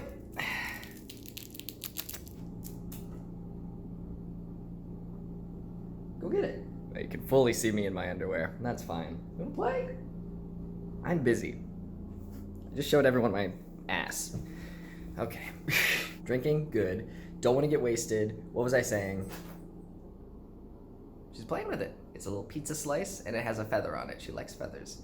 I wanted to get one of them little mousies, but could not find them in the store, but she... Oh, yeah. She fucking loves this pizza slice. It's real good. I'm happy she's happy. But yeah, I didn't want to risk things because my doctor was like... I asked when I could drink, and she was like, when you're off narcotics. And I was like, cool. I just won't take my codeine pill, and I will be able to drink. Anyway, it was good. It was a good outing. He made me realize, because he asked, like, is this the first time you've actually been out to, like, socialize with people in the area, you know, since you moved here? And the answer was yes. And I realized in that moment that this was good for me, you know? Little scratch. Little scratch. You gonna run? You gonna go chase it again? Nah, she's itchy. Oh. So cute. What was I even saying? Fuck. It's not the point. The point of the video was totally just to see Khaleesi play. So that's all you care about. Possible moving updates. Okay, so calling back and forth, blah, blah, blah. The last update was that so the main company that I hired, they are a broker, technically, and they hire other people to move your stuff. They're an in-between. So we checked in the contract, and it basically says, like, hey, once they pick up your stuff, it's out of our hands. Like, we're not responsible for anything, which is a cool, great thing of them to do. I wonder why you have a class action lawsuit against you and so many bad reviews and complaints with the Better Business Bureau. Whatever, let's see. We've been calling back and forth, blah, blah, blah. And of course, they're talking to me as if I know, like, they've been communicating with me this whole time, which they haven't been. The thing has been where what has been happening is I have been contacting them, and they're like, oh yeah, we'll contact the van, and well, we emailed them, they still haven't responded, and then it's like weeks. It's like 3 or 4 weeks at this point. You're telling me that they haven't responded in 3 to 4 weeks? Fire them. What are you doing? Don't hire them again. What are you doing? There's no way. They have to be lying to us. If they're not lying to us, they're fucking stupid, you know? Like, if they're not lying to us and the van has not responded in 3 or 4 weeks, you need to fire them and hire another company. Like, why would you let people treat you like that? I think they're lying. I don't think they would let someone treat them like that. But yeah, they talked to me today like they've been communicating with me this whole time. And they were like, oh yeah, you know, oh, and a side note before I say this, they have not been able to give us even an estimate of a time before. So that's why I think this is a good sign. They called this morning and were like, yeah, you know, if the van was in transit yesterday, that means, like, you probably should get it next week, you know, mid next week or earlier. And I was like, Oh, cool. It's in transit? I didn't know. Whatever. And because they were, because they don't want to be liable or whatever if they give us a time, and they haven't been this whole time. So that's making me think hopefully this is a good sign. That because they actually gave an estimate of any kind. Hopefully I'll be getting my stuff next week. That'd be great. I'd love to have things. I really appreciate the time off. But I mean, you can only appreciate so much time off when you're in this square, I have way more space. I'm used to, I said square just now because I think I'm used to my apartment in Philly. This is a lot of space. I'm very grateful for it. But I don't have a computer. I'm just kind of living the same day over and over. Except I don't have a computer. So it's less good than quarantine. I've been nocturnal. I've been watching a lot of Australian streamers because, of course, that's what you do when you are nocturnal, and they're the people who are streaming. I've been watching it on my tablet. I've also been watching through Generation on there. That's good. HBO Max subscription has been good to me. I think I'm gonna stop taking biotin, which sucks, because I love it. It's good for hair growth, and especially after they have to shave my tummy. I wanted to give my body the best chance at growing back the hair fast. But you know what? It's growing back at a decent pace. And I wasn't taking biotin for a while, and my acne got better. Biotin in some people can make your acne worse, and that's what my Curology guy said. And I didn't listen to him because I was like, well, I'll deal with the acne or whatever. But I started taking biotin again, and I have a breakout patch that's happening on my face. And it sucks because it's not the tea, I think with the combination of testosterone and Curology, I should be able to be okay with acne, but when you throw biotin into it, the acne wins. So that sucks. Maybe I'll give it up for a while, or maybe I'll just take a biotin once a week. It doesn't have to be every day. I just got the Sidekick from Copenhagen Grooming, which is the people that help me that they've been helping me fill in the sides of my beard. And I've also been putting it on my chest and stuff. They can't when there's a thing on their website that's like, hey, can I use it on my head? And they're like, we've done experiments and it has been able to grow things in other places besides the face, but we can't endorse it because we haven't done enough research into whatever, so we can't tell you that it's okay to do that. Which is their way of being yeah, you can. We're not gonna say you can't. So I've been doing that. I've been getting more chest hair. It's been great. Really liking that. It's good. Still happy. I am on my second to last pain pill, the codeine ones, which is a little worrisome because I've been getting a weird bad cramp every once in a while, but totally manageable. I'm just worried about what happens when the codeine pills run out again, but we'll see. Either way, totally manageable. I can just have a weird bad cramp every once in a while, whatever. You want to see a weird thing that I'm surprised that I like? This is Coke coffee.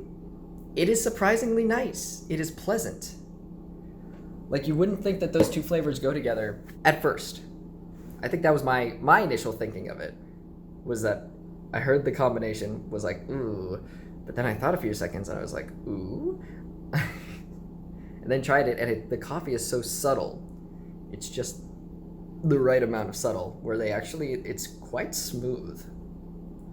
So if you like Coke and you like coffee, I recommend that. There are two things that are true about me that I have discovered that seems there are two things that are true about myself that I have just come to the discovery of that don't seem like they should go together, but they do. The first is that if I could never have an orgasm again, I would still go for phalloplasty. I would still want my penis over being able to come ever again. And I've been a little less secure in that decision. As the more I've thought about it, the more secure I've become in it. where I'm like, well, I don't really have to think about that because I should be able to keep it. I have a lot of sensation down there, and like the odds of not keeping sensation are lower for me. But, you know, if that were to happen, I'd still want my penis. But now, thinking about it, I'm very set in my decision of like, yeah, I wouldn't regret it at all. And the second is that I am very secure in my dick size right now. And you'd think those two things wouldn't go together, you know? Because like if having a cis sized dick is so important to me, shouldn't I be insecure about my body? But both of these things are going together. And I think it's because I'm just so confident and happy that they can go together. Where I can want something in the future and be totally secure in what I have right now. Because I know that it is on the horizon. If I had to wait like 5 years to get phalloplasty, I would be maybe less secure. But because I've had phase 0, I'm waiting to get scheduled for phase 1. It's like, it's coming, you know? I'm fortunate enough that I work at a place where my insurance will cover at least a lot of it. We got to look into that because I thought I wasn't going to pay anything for phase 0. So I have to, when I talk to my doctor for phase 1, I'll be like, hey, I need to know how much it is so that I can save up because I can't have this operation if I can't pay for it.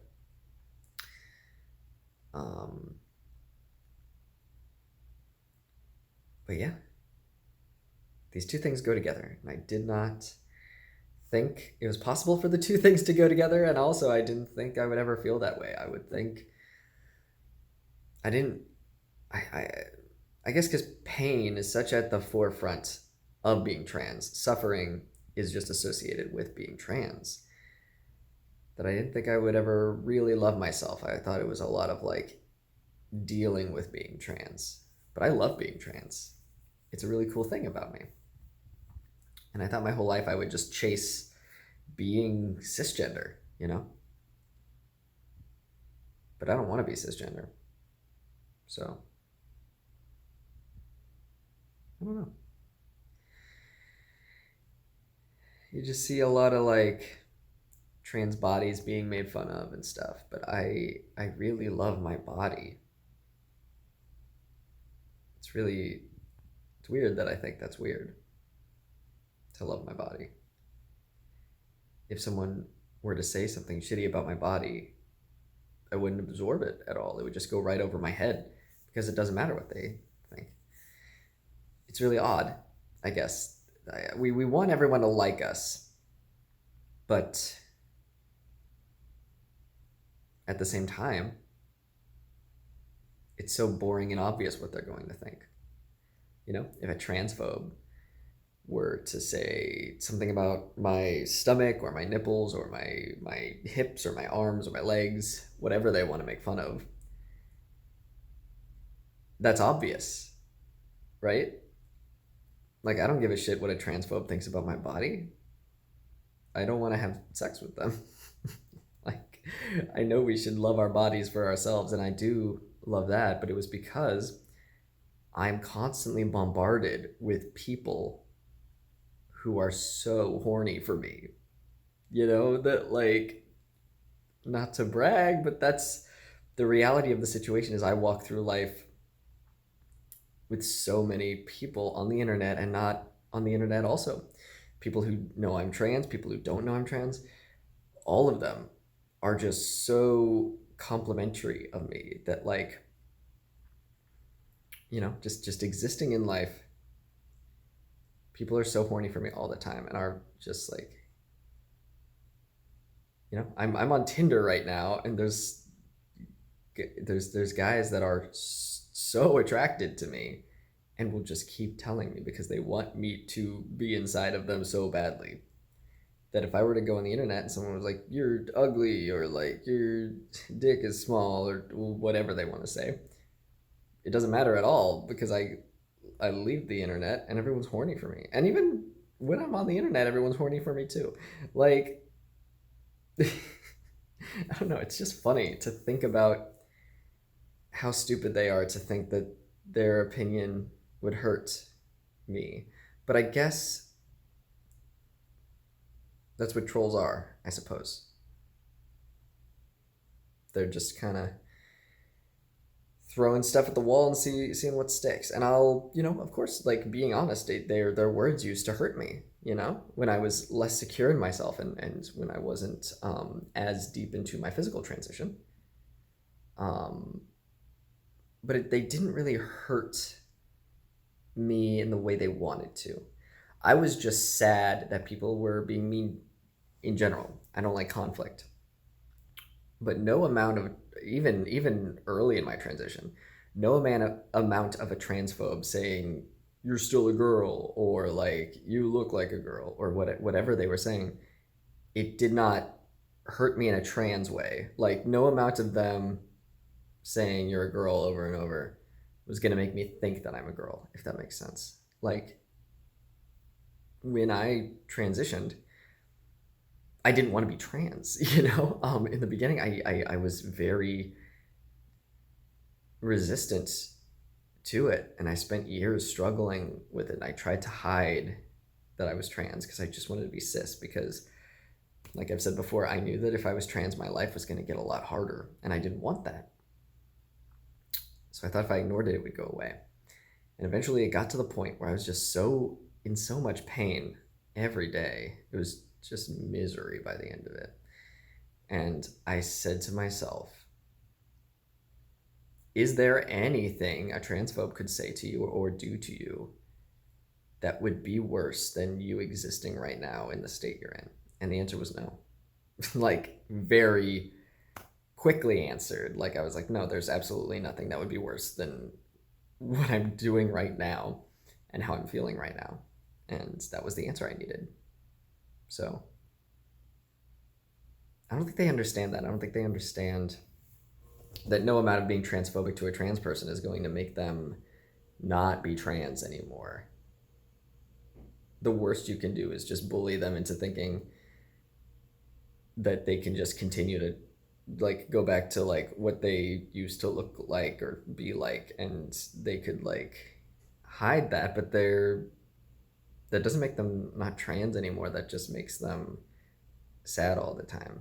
And a lot of the statistics is a lot of the times they end up not being alive for much longer after that, or they just live their lives hiding who they are and they're just miserable the whole time. And will that make transphobes happy? I don't know. It's all really weird.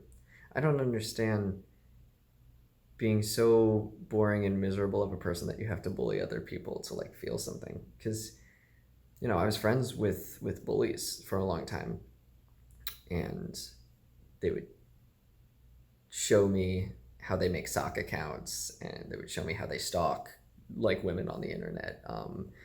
They weren't bullying trans people, they were bullying cis females, and they would show me all these ways to like get around and like VPNs and like how to block your IP address and like all that fucking shit. And I don't know, I never understood it. It was really weird to me, and I went along with it because I didn't want to like rock the boat. But I was telling them the whole time, this is kind of weird, I don't like it. But they would laugh and just keep doing it, It wasn't really... They were so miserable, and they had no personality except for being mean. And they hung out with other people exactly like that. And they would just be mean to those other people too in private with me. And it never made sense. It was all just very weird. And I never understood, like my abuser, for example, had these friends that were not good people. Some of them weren't, and some of them I learned later were not good people, but they had never done anything to me, so I didn't know that they were bad people, but I found out later. And he would just be really, really mean to them for no reason. He would bring them up with other friends who were like nice people, he would bring them up and just be really mean to them. And and eventually, a few times I was like, hey, why are you so mean to these people? Why don't you just stop being their friend if you don't like them? And he got really quiet and like didn't want to address it. I was like, well, they're my friends. I'm just, like, they're good. It's fine. I'm just fucking around.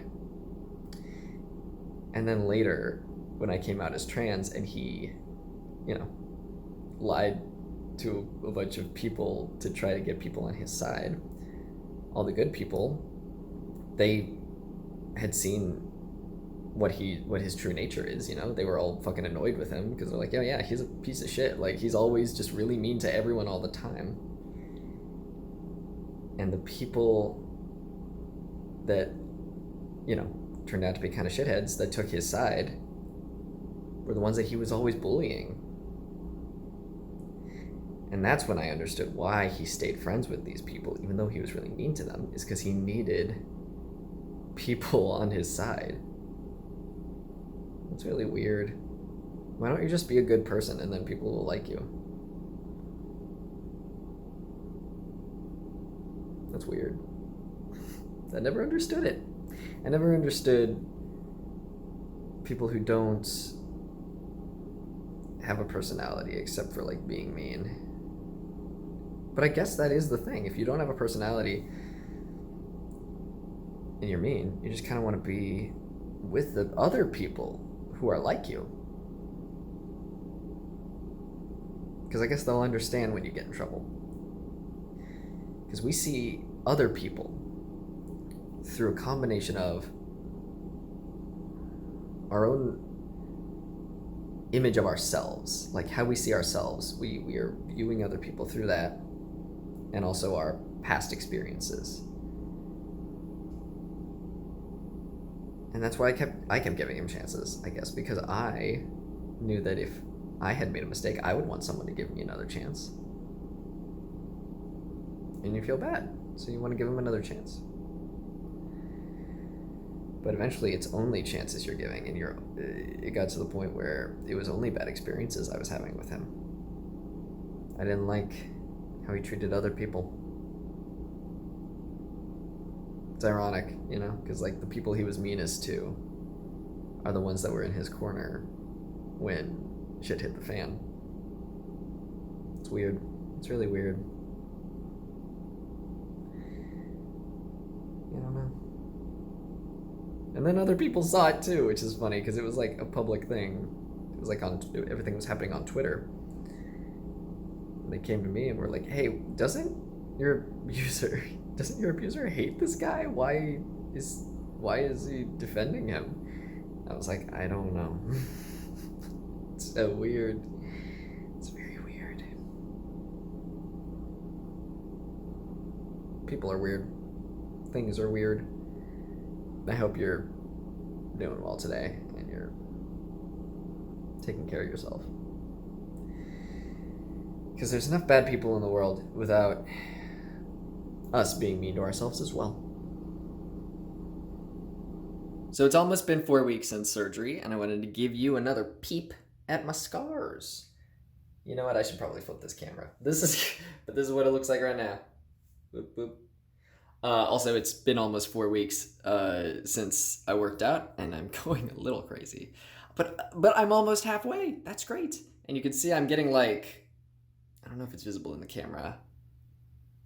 I was getting like tan lines right here, which is good because I like getting darker. It makes me feel more secure in my Mexicanity is what I was about to say. I'm very white passing, so I felt uncomfortable letting people know I was Mexican for the longest time, and now I feel better. I look good. So as you can see, they are a little bit pink now, which is interesting. Can I get the most light on it? This will make my skin look the whitest, but I feel like that is the solution. Hopefully it's focusing. Oop. We're going to pray it focuses, because it looks focused to me, but I can't tell. So that's that one. And then we're going to circle around to this one.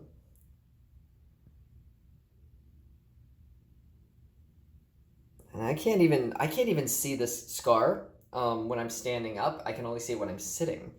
And so you might be having difficulty seeing it too, which is great that they said that they hide it, quote unquote, in the belly button. And I was like, oh, okay, so like, the belly button already looks kind of scarred up, so no one will notice. And then the more I thought about it and the more we got into the procedure, I was like, oh, so they shaved my stomach, so my hair is going to hide it. And then the third level, it's just like big brain thinking levels. The final level I got to was, oh, you literally cannot see it when you are standing up. So I don't think anyone else can really see it. Like, I'm looking in the mirror right now and it's not very visible at all. And then we have this final scar, the one that opened up a little bit. But that's looking pretty good too. I've been using the CBD salve on it twice a day. That's been good. It is a teensy bit sensitive, but not really. Like, I'm tapping it right now and that's not hurting at all. Yeah, none of them are very sensitive. That's cool. If they're shiny a little, it's because I put the CBD salve on them before I left for the store. And I'm sweaty right now. But, yeah, looking pretty good. That was great. I showed you my scars. Answer me. You know that thing that people say where when you're a kid, you go outside to play with your friends. And you didn't know that the last time that you went out to play was going to be the last time. You went out to play with your friends and you came back and that was the last time. And your brain didn't know, and you think about it years later and you're like, oh my god, I can't remember when the last time was. Or maybe you do, but you didn't know that it was going to be your last time. I realized that's what that's what it was with my cycle.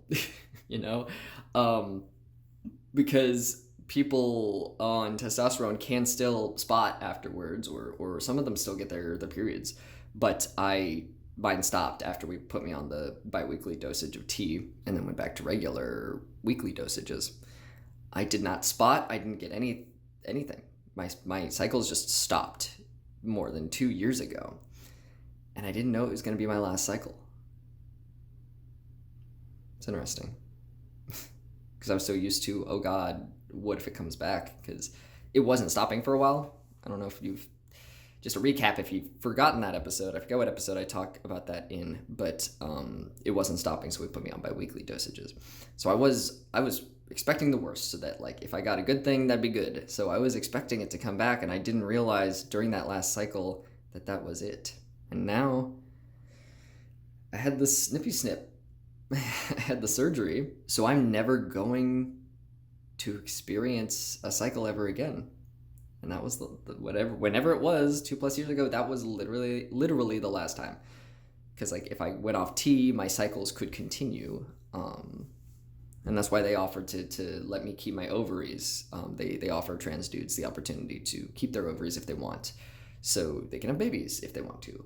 I do not want babies. I was like, eat it all out. Rip it all out, please. Just get it out.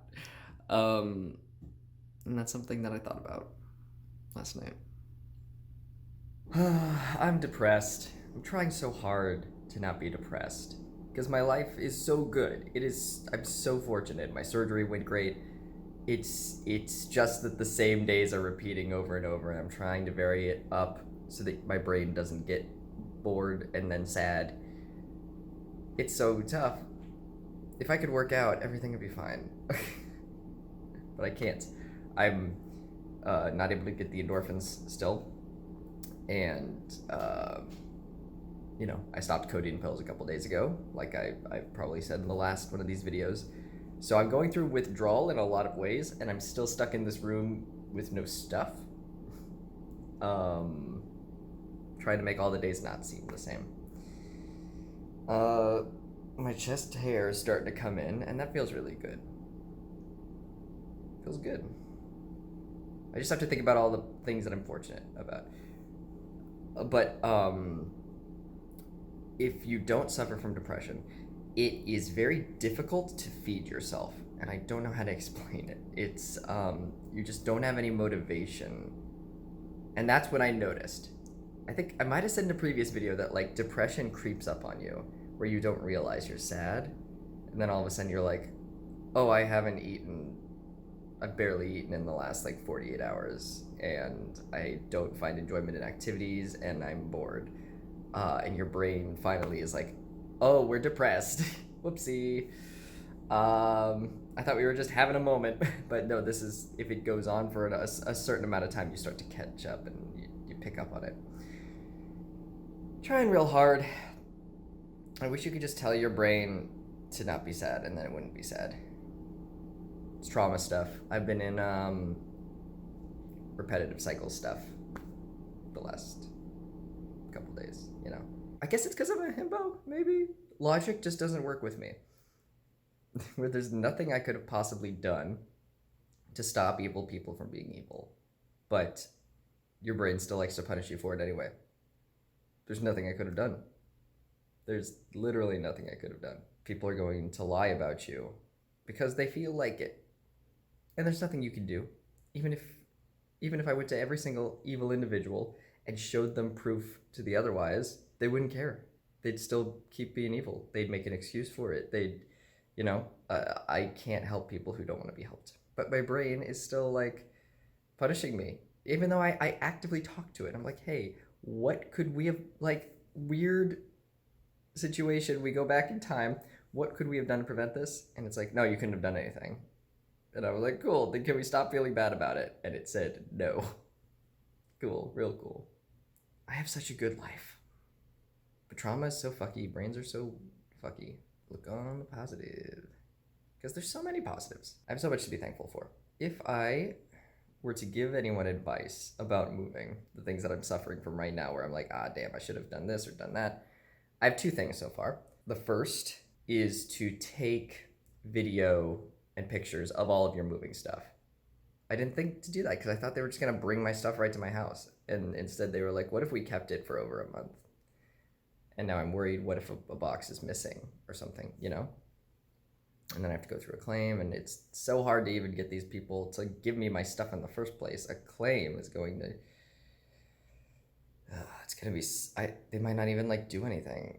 It might be like a year, I don't fucking know. But at the end of the day, it's just stuff, so at least there's that. I only care about my computer, I think, because that has hard drives and stuff, you know? The second thing is, don't trust the movers with anything that's like super, super you need, because here's the situation that I am in. On Friday, I'm supposed to have a DMV appointment in order to get my new Texas license, and I'd also like to retake my picture because I look like a baby in my previous one. It was like right after I started T, and everyone's like, you look so young, and I'm like, yeah, I don't have facial hair yet. I got it months in advance because right now it's still coronavirus times, and I scheduled my appointment, and it took like 4 months or 5 months to get the next appointment. So it's not ideal if I have to do it again. But luckily, not super time sensitive. It's just like an inconvenience if I can't do it. But here's the thing, I might not be able to do it because you need a list of things. You need like mail and blah, blah, blah. But one of the things, even though I already have a license, just switching it over to a Texas license, I need a passport, birth certificate, and then I also have to have my name change paper for my birth certificate. My name change is complete on everything except the birth certificate. And that is, I know exactly which box it's in. I labeled the boxes good, which is great. Good job, Jesse. I was like, hey, these boxes are gonna come, and I wanna make sure I know where my passport and stuff is, so I'm gonna label the box appropriately. But it's on the truck. And I did not anticipate not having my stuff for over a month. So I didn't bring the stuff with me. So wild that I might miss my DMV appointment because of this. There's no way I could have predicted not having my stuff for over a month. Like, ugh, God. Woke up today to find out that Texas has essentially overturned Roe versus Wade in 2021. My main condition with moving to Texas was that I would feel unsafe doing it if I was not getting a hysterectomy beforehand, because I didn't trust the state. And it makes me very sad that I was correct in not trusting the state. This sucks. I don't know what else I can say about it. It's gonna kill a lot of people. Like, a lot of people. I'm very sad and angry. Pregnancy for the longest time was like, it was gross and scary to me, and now I'm able to process it in a healthy way as a man, I guess. Like, the fact that I can't, it's not a danger to me anymore. Now I can view it as this outside thing and be more supportive of parents, where in the past I've been too skeeved out to, which is something that's changed over the last couple of weeks, settling into my post-surgery mindset and post-surgery body. They're basically saying that, like, past 6 weeks, you can't get an abortion, which, if you don't know how pregnancies work, most people do not, most people won't know that they are pregnant at that, but it's too late at that point. Yeah, this sucks. There's people who are a lot smarter than me and a lot more educated on the matter who would be able to talk more in depth about, like, how this disproportionately affects Black and brown people. And that's not my area to talk about, because I don't like to talk about a subject unless I know enough about it to go, like, in depth like that. So I will leave that to them. This sucks. This is a nightmare. It's a nightmare. It's really, really bad. The ACLU is gonna keep fighting until this is reversed or blocked or something. It's 2021. Are you fucking kidding me? There's going to be a lot of stuff, especially right now, going around where the language is not going to be inclusive of everyone that this is going to affect. There's going to be a lot of, like, this is attack on women's rights and stuff, but, like, it's not just women that this is going to affect. Like, non-binary people and trans men can get pregnant, and it's going to feel shitty. So just be aware of that. If you're going to, like, talk about this issue, make sure you're not saying, like, women's rights and stuff. Like, reproductive rights and stuff like that is a better term, I believe. Because trans men and NBs, that are AFAB, are excluded from a lot of shit. We're basically invisible. Like, when people say trans, they really they mean trans women. Like, a lot of parts of the world don't even know that trans men exist, which is an insane thing. And some people are allies, but they're not thinking about some things. I was on Tinder last night, and there were such cute dudes that I had to pass on because they had their Hogwarts house in their description. And, like, one of them super liked me. It sucked. I sat there for a long time because I kept being like, can I ignore this? Because it might not be their fault. They might just not realize, like, oh, maybe I shouldn't put that in my bio in 2021, or maybe it's an old bio and they, like, didn't even think about it, or they haven't seen it in a while. But at the end of the day, I sat there and I just kept thinking about whether I should swipe left or right. And I was just thinking, and I was like, I think it ruined it for me.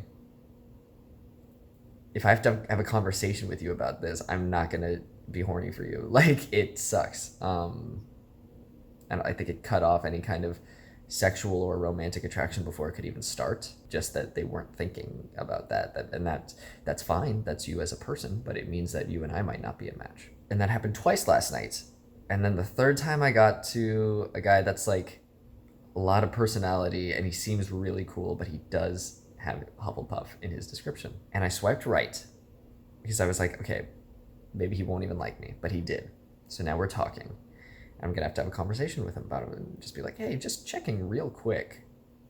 Because the description is contradictory to itself, because he has his pronouns in his description on Tinder. It has he, him, and then a few sentences down it says Hufflepuff, which was very gross. It was like a yucky, visceral reaction in my body, like reading those things so close to each other. It felt bad. And it might just be that cisgender people aren't thinking about that. There was a good, someone said it better than me, but they were basically like, cis people, like, trans lives are more important than Harry Potter. I'm sorry, like, if you're whining or feel bad that you can't publicly like a thing that you liked as a child, think about all the trans people who are having to deal with this. And that really struck a chord with me because Harry Potter was a huge part of my life. I wrote a letter to J.K. Rowling when I was a kid, and I got a response, which I'm sure was just like a prepackaged fucking thing. But Harry Potter was a big part of my life. I went to all the premieres, all the movie premieres, all the book premieres, like it, and it's ruined now. And it feels like such a betrayal, and I feel so sad inside when I have to remember. I don't know, it's like having an old friend and then all of a sudden they don't like you anymore. And not just that, they are proactively spreading lies about you and fighting to make sure that you don't have rights, and to take away your rights and to make everyone hate you, so that you'll just be sad for the rest of your life or like off yourself. I don't know what her fucking plan is, but like it sucks. And that's what it'll do to people. She's actively hurting people. She's, you're, by publicly promoting her, you are funneling money into the pockets of people who want to kill me. And that sucks, and it feels really bad. So yeah, if you feel bad that you can't do a thing, just think about how we feel. Like, and we didn't think we'd have to ask. It would have been nice if you were just like, hey, I'm not going to publicly support this anymore. But we justify it to ourselves. And, that's what I'm effectively doing by being cool with an abuser or something just because they didn't abuse me. But yeah, I'll have a conversation with the dude and just be like, hey, just want to check that you're not transphobic. Like, I just want to double check. Because also transphobia is not black and white. There are degrees of it where, like, being racist is not just committing a hate crime. Like, there are microaggressions. There are different lines and different stuff that goes on with that. And you can put your pronouns in your bio all you want, but if you also promote Harry Potter in the same sentence, you're not an ally. If it was like new news, it could be understandable that you're like, oh, maybe this won't stick, maybe she'll change her mind. But this is like a line in the sand she has drawn, and it's not going away. She's just a fucking monster. She's not going to change her mind. We have been shown that. And it's wild because like a lot of these people who are still like passively or actively supporting Harry Potter in some way they might be cisgender, but they're like bisexual and stuff. And for sure, J.K. Rowling does not believe in bisexuality. Like, if you read anything she's written about trans stuff, it's so like black and white with like, I don't know why people aren't talking about how biphobic and panphobic and like she doesn't believe in any of, like, why, I don't know, it's so weird. Why aren't we talking more about that? People who are attracted to more than one gender, they often face the same kind of shit and discrimination that trans people do, because there's a lot of like, there's a Venn diagram and a lot of our issues go in the same category. So you shouldn't like her either. Like, she doesn't think you should exist either. Just because she's not actively campaigning to murder you does not mean, is that okay? Like, she could not think that you should exist, but just because she's not vocal about it in the same way as she is with trans people, you're still gonna like her stuff? I don't know. It's weird to me. It's a really sad, scary day, and I'm very fortunate that that I'm safe by literally weeks, like a month, Hopefully, in the future, this has been blocked or delayed or something. And if not, it's very cool that the world is going to shit. If you're scared about this, it's understandable. But know that you're not alone. There are a lot of people who are scared right now. This is going to hurt a lot of people. A lot of people. Forced pregnancies are like the stuff of fucking nightmares. It's disgusting, and you deserve better. And I will fight for you, I guess. There are a lot of people who will fight for you, and there's a lot of people who will talk about this and stick up for you. So just know that you're not alone. Okay? And that's all we can do. Also, I have noticed that my sty is completely gone today. I don't know when exactly it disappeared, but I've noticed today. And that's one of those things where it'll just like go away so slowly that one day you just wake up and it's gone.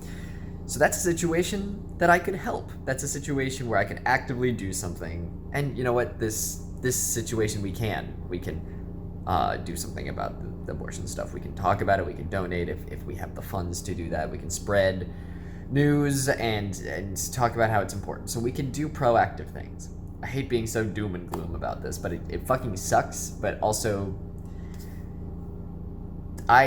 you look to me for guidance. You know, like I have an impact, even if I don't want to. Sometimes, you know, we get creators, we get sad, we get bummed out, and this situation sucks. But I don't want to come in here and be like everything sucks, because that's not gonna help you. It sucks and it's sad, and I'm really, really sad for all the people who are going to have to deal with this. But we can do what we can. So let's do that. Yes. Tell me, what is it?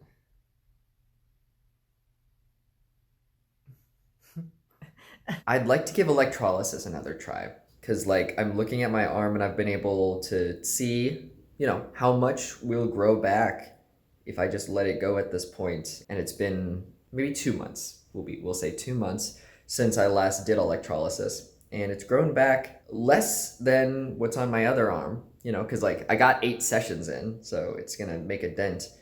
But I would like to give it more of a try. I realized, you know, what was holding me back. I thought to myself, what is holding me back from doing more electrolysis? And the first was money. And I'm like, money, we're fortunate enough that like we should just spend it and then we'll think about it later. It's much better if you're comfortable in your body. Like, what use is money if you're not comfortable in your body? And I'm fortunate enough that I'm in a position where I can trade money for good life experience. So I'll do that, you know? I'd much rather have that than go on a vacation. I'll sacrifice a vacation so that my dick doesn't have hair on it, you know? And the second thing was the pain. And so I was like, okay, maybe I'll call this, I had a place in mind, and it's a decent walk, and I'm fine with walking, but I just don't want to, I would get there and be so fucking sweaty. Because when I was putting the lidocaine on my arm, wrapping in saran wrap, and walking to my electrolysis appointments in the city when I was in Philly, it would be dripping by the time I got there. And I can only imagine how much worse it's going to be here because it's so fucking hot. Ugh, it's going to be a mess. And I thought, well, maybe I'll just ask him, like, how painful do people find it? Because I had my electrolysis done by 2 people, technically.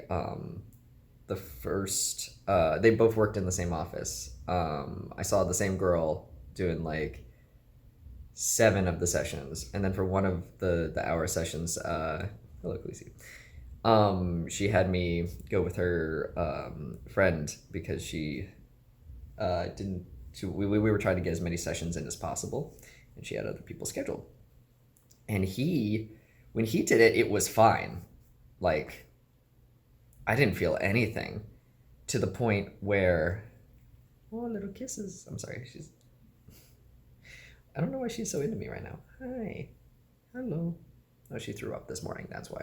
You feel a little vulnerable. That's okay, Daddy's here. Yeah. That's okay, baby. Yeah. Feel a little sick. That's okay. We all feel sick sometimes. That's cool. She purrs. I don't know if you can hear how much she's purring right now. Oh yeah, the guy that did it, I was worried that he wasn't even doing anything because I was barely feeling anything. And when the girl did it, it was like very, very painful every time. Like, I think I could do an hour if I really slathered that lidocaine on and let it sink in. I was good for like the first hour, but 2 hours in, I couldn't do any more. So it made me think last night, where I was like, well, hang on. Those are such extreme sides of the scale, right? There's gotta be another degree of how much this can hurt. If it was somewhere in the middle, I could probably do that. So I contacted him, and he was like, what? And I asked about the pain, and he was like, well, there are different kinds of electrolysis, but you can come in for a free consultation. And he also was like, oh, and also, have you tried getting 5% lidocaine cream? It's a numbing agent. And I was like, oh, I had 4% lidocaine that I used for my appointments, and I wasn't able to get a higher prescription, or I was that was over the counter. I got a prescription from my doctor, and it was 3%, and I picked it up, and I was like, well, this will not do anything because I could get 4% from just over the counter, so why would I? It was a waste of money. But if there's 5%, I told him like that would be great if you could tell me where I could get that. Like I'd like to do that. So I have a consultation with him on Tuesday, and we'll see how that goes. Also, this popped up on my timeline, and very funny. I was right, and I'm getting even bigger because it's a penis joke. Okay. Since it's becoming more of a reality now, like, oh god, my date is like almost set. Like as soon as they confirm the date, I have my date, and that's gonna be in months. It'll be almost a month after my birthday, which will be fun. I've decided that like just to make sure that 6 inches is the size that I want, and also that's like a estimate, like it's gonna grow and get smaller and bigger as I heal and as the years go on. So I won't know, like we're aiming for 6, and I won't know my true size until like maybe 2 or 3 years from now, once everything is settled. I've ordered a Mr. Limpy. That's a packer. If you are not hip on the lingo, it's a specific brand of packer. I ordered a 6-incher. I think it's 6.5 technically, but like the shaft is 6, and then the balls I guess add more to it. But I want to put it in my underwear and like see if like walk around, see how it looks and feels. Because I'm on the spectrum, Packers never really gave me any gender euphoria because I was always very aware. I would get sensory overload. I'd be very aware of like something is in my underwear pressing on my pelvic bone. And when I'm just walking around, just existing in my body, I don't feel dysphoria, bottom dysphoria really. Bottom dysphoria only really comes up like during sex. And maybe not very often. I would say that like sometimes it's less than like 1 day a month. Less than that, I will just experience some gender dysphoria just out of nowhere, where I'm like, I feel weird right now. So I don't really feel it that often, but with something pressing on there, that was like making me hyper aware of what my pelvic situation is. So the Packers never were really my thing, but this will be good to like look in the mirror and see, and I might just have to accept that like I'm gonna have a bulge, I'm just going to maybe, and that's fine. You know what? I'm gonna have a big dick, and I'm just gonna have a big dick, and we'll work with that. I've done some research. I was like, how do you hide if you have a big dick? Because I have friends who like have larger than average penises, and they exist in the world. So like, there's got to be sources. There's got to be online resources for these folks. They have to have a community somewhere. And I did. I found a website. I found Reddit posts and stuff from other people, and there's a specific website. I forget what it is, but it talks about like all the things about having a big dick, and like what kind of pants you should wear, and like what underwear are helpful and stuff like that. So that's cool. That's the good part about existing in 2021. Besides all of the nightmare things, there are some good things. And one of them is that people have experienced things that you've experienced before. And it's great because me living as a trans dude, I get to be kind of a guinea pig and run through things and like try out stuff so that future generations can benefit from my research if we don't all die because of global warming before that happens. We'll just assume, we'll be optimistic. Maybe we're living on Mars, and we'll take the internet with us, and you can see this video in 2080. Now I'm gonna say a random date. October 28th, 2080. And you can screen cap that, and then the future internet will post it on Twitter and be like, today's the only day you can reblog this. Am I gonna be alive in 2080? Maybe. I don't know. Anyway, I'm also gonna be doing some running because Jesse Diamond, is that his name? I follow a trans bodybuilder on Instagram, and he's gotten phalloplasty. And one of the things, like he answered some Q&A the other day, some an FAQ actually, and he said that he's a very active individual, obviously. So he didn't want like the biggest size. So I think he's like sitting around 4 inches right now. But again, I might be wrong about that. And also, it will fluctuate as you heal and grow. And he's going in for phase 3, I think, early spring next year. I could totally be talking out of my ass. I might be getting these dates wrong. But once you put the rod in, like the size is gonna change. So that was something for me to consider. Like, how active am I? Do I want 6, or because it also might cause it. There are complications. The bigger size that you get, because you have to do the urethral lengthening. But I'm fine with it. I'm fine with doing 6 inches, and if I have to go through more amount of pain in order to just like going back in for revisions and blah blah blah, then I'm fine with that. I can put up with a lot of pain and a lot of sadness and some stress in order to be comfortable later in life, because that's what you should expect, complications, and it's fine. They'll fix it and you'll be good, hopefully. So saying that, I am gonna try to do some running over the next couple months, because I was varsity cross country like 7th grade through senior year of high school, and I never got to compete in my true form. I never got to compete in a way that, like, in a body that didn't make me want to die, which is interesting, because puberty is where all my depression really started, because I was suffering dysphoria and I didn't know the word for it. And I haven't run since top surgery, and I'm realizing I should have tried to run before this, because now I'm gonna have a dongle, and I'm gonna have to compensate for that. I don't know if it's just gonna be flopping around while I run, if I wanted to run in the future. But either way, I want to experience all of the stages of running. So I've experienced and had a career in running in my previous form.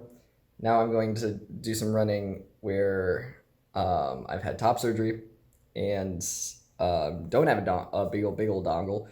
And then I'm going to run with, I don't know, I was about to say the body of a cis man, but yeah, it's gonna feel the same. I'm gonna have, and that's gonna be another stage where I am running with. Oh, and by the way, I might have said this before, but like, different phalloplasty surgeons have different phases. So the other Jesse Diamond, he is getting 3 phases. This is going to be his final phase, I believe.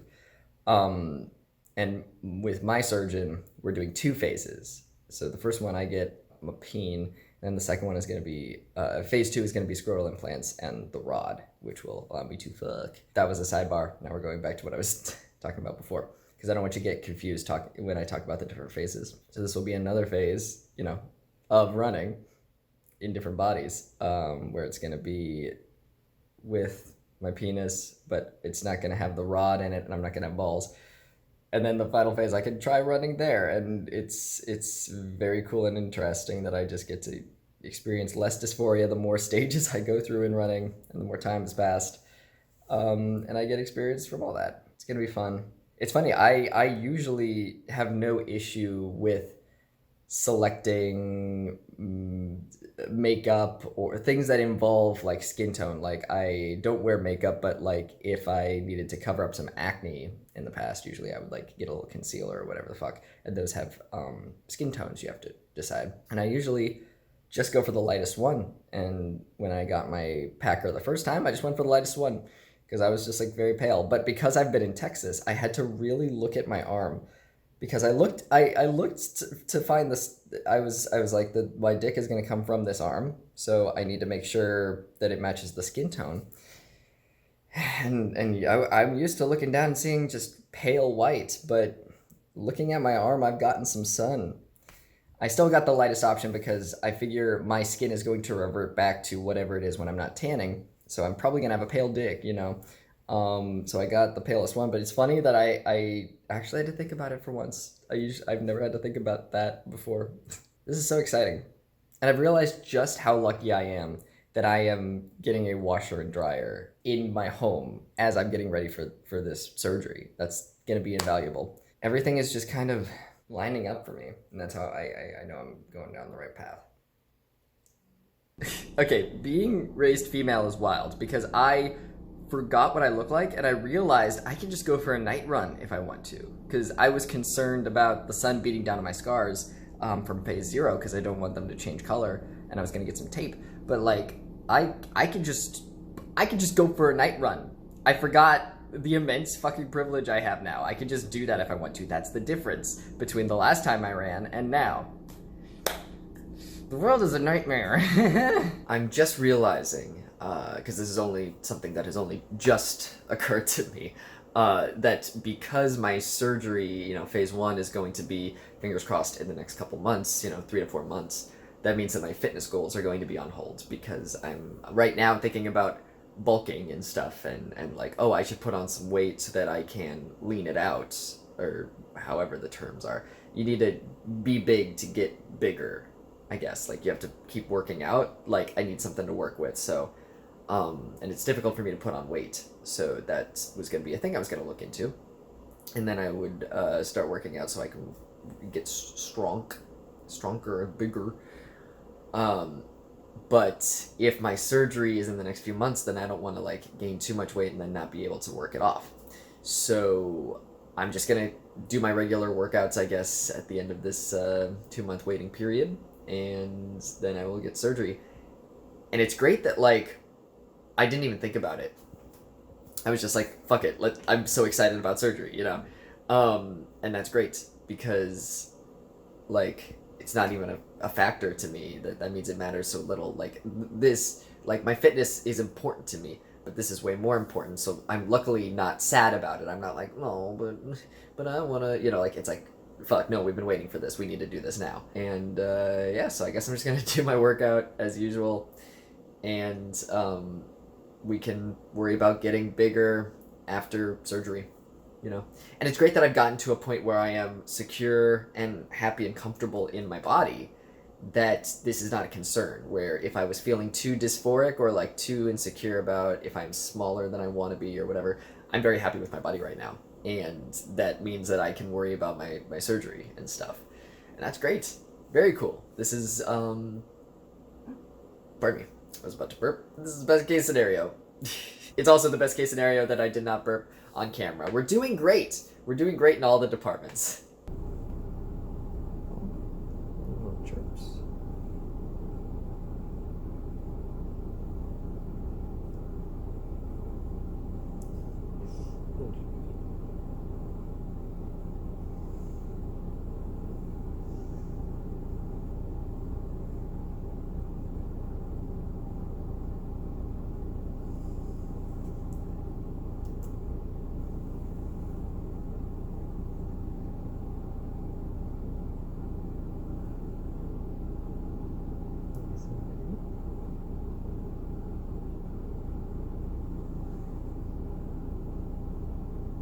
Okay, so I thought like, hey, maybe me doing a vlog from outside would be annoying, but then I realized that half of my vlogs have been from the red couch, so this might actually be a change of scenery, which is good.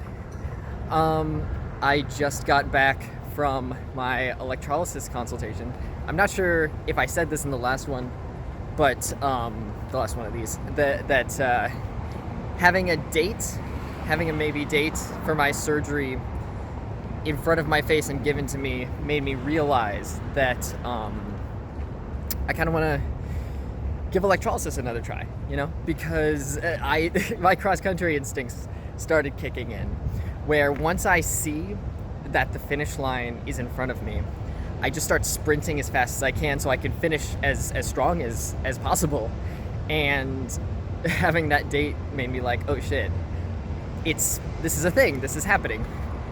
I look at my arm and I'm like, you know what, I can shave it if I need to, but I have 3 months basically to decide if I want to do more electrolysis or not, because I can get it done on my penis, but I would prefer to have it on my arm. Sorry if that's loud. It's so pretty outside. So I get there and the guy is super nice. He seems really nice. And this whole time I've been wondering, like, how do I talk about this surgery without outing myself? Because it's not really, like, I'm fine if he knows, and I wouldn't want the procedure to be done by someone who's transphobic. So, you know, whatever. If it comes out and he's shitty, then I'll just leave, and that'll be that. Hopefully I'm not sitting on an anthill. He was asking me questions about what electrolysis I had done, but he asked it in a way that I actually understood, because I did not know what type it was, and he was like, okay, close your eyes, and he described the 2 different kinds. He was like, which one are you feeling? Are you feeling where there's a tingling sensation and then pain, like heat, or are you just feeling heat? And I said, oh, I think I'm getting like the delay before the pain. And he was like, oh, okay, well, there's this kind. He described it as like the different kinds, and was like, I can do that previous kind for you, but it takes longer. Or I could do the faster kind. And I was like, no, it's okay, we can do the faster. Faster is good. I'm getting surgery in like 3 months, and this is the donor area. And I showed him my arm, and he said, ooh, well, and he thought for a second, and was like, here's the thing. And the next thing that came out of his mouth was, I'm going to take a leap and assume that you are getting GRS surgery. And I thought for a second and was like, oh, GRS, gender reassignment. He knows I'm trans. And I said, yeah. And that made me feel so much better that, like, I had never even heard of it referred to as GRS, and I was like, oh, and in that moment, I recognized, like, oh, that's, he knows what's up. And that made me feel a whole lot better. Because then he started talking about, he thought that he couldn't help me at first. He was like, I could tell, he was like a little sad. He was like, oh shit, I'm sorry. He didn't say shit. This is me filling in blanks for him. He was basically going into the spiel of, like, we won't have time to get rid of the hair because, like, it takes a while because some of the hair is dormant, it's not out yet, and all this stuff. And he took a pen and he wrapped a piece of paper around it to kind of mimic, like, what the urethra is and blah, blah, blah. And again, this was during the part of the conversation where I felt comfortable immediately. Like, I was like, okay, this guy understands what is happening and is very cool. And then I was like, oh, well, actually, and I showed him my arm. I said, this, I can't show you because I'm holding the camera right now, but I showed him the part that's going to be the urethra, and it doesn't have hair on it. And he was instantly like, oh, cool, okay, wonderful. I'm glad because he thought, like, it used to be different. It used to be where they took where the urethra comes from like, a random part of the skin. So it was like, you needed the year plus 2 years maybe to get rid of the hair there, so because you can't grow hair where the urethra is going to be. So both of us came to an understanding. Both of us got information from each other that made each other feel much better, you know? So he understood that my stuff was just cosmetic. And Mom, I can't call right now. Sorry, my mom is trying to call me. Talking about my penis on the internet. No time, mother. So, what was I talking about? Oh, so we came to an understanding. I understood that he knew trans stuff and was cool and good. And then he understood that my stuff was just cosmetic. It's just that I don't want hair on my penis. Penis on my hair is what I was about to say, which is my ska band. So we talked, he explained all of the hair stuff to me, which was lovely. He explained where they go in, what's gonna happen, what I should avoid, like aftercare, blah, blah, blah. And he asked if I had any questions. He's very sweet. He's been doing this for years. He told me a little about himself. But then he asked if I had any questions, and I was like, oh, here's the part I'm dreading in my head. And then out loud, I was like, do you book by the hour? How much is it? because this decided it. I was like, well, I'm just gonna bite the bullet, and however much it is, because like, I just gotta do it. It's now or never. Because I'm kind of hurting for money right now, but if I don't do it now, I'm gonna have to get it done later on my wing wang, and I'd rather get it done on my arm. And he said, yes, I book by the hour. So normally it is $85 an hour. And in my head I was like, that's $5 more than I was doing in Philly. It was $80 an hour, but you know what, let's just do it. But he continued his sentence, like, this is me thinking in my head. So his full sentence was, well, it's $85 an hour normally, but for my trans clients, it's $65 an hour. And I was like, this guy fucking rules. This is great. How lovely. I feel blessed and taken care of. Wonderful. Okay, cool. Not only is he cool with trans clients, we get a discount. I was like, perfect, let's fucking go.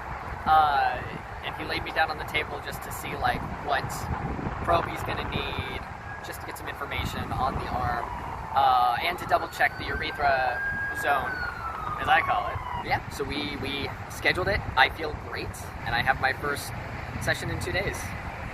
And I'm gonna wear the 5% lidocaine, and we'll see how I feel. But right now I'm feeling fantastic. It's great, it's a good thing.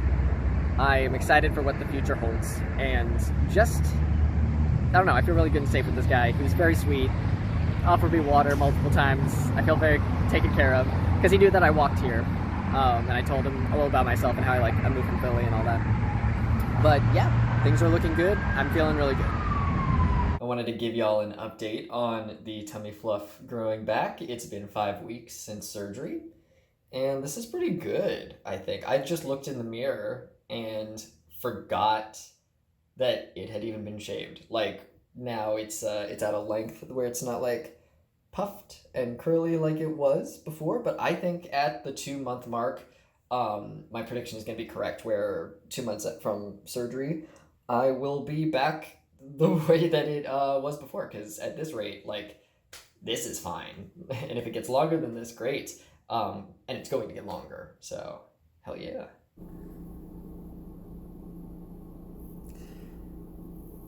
So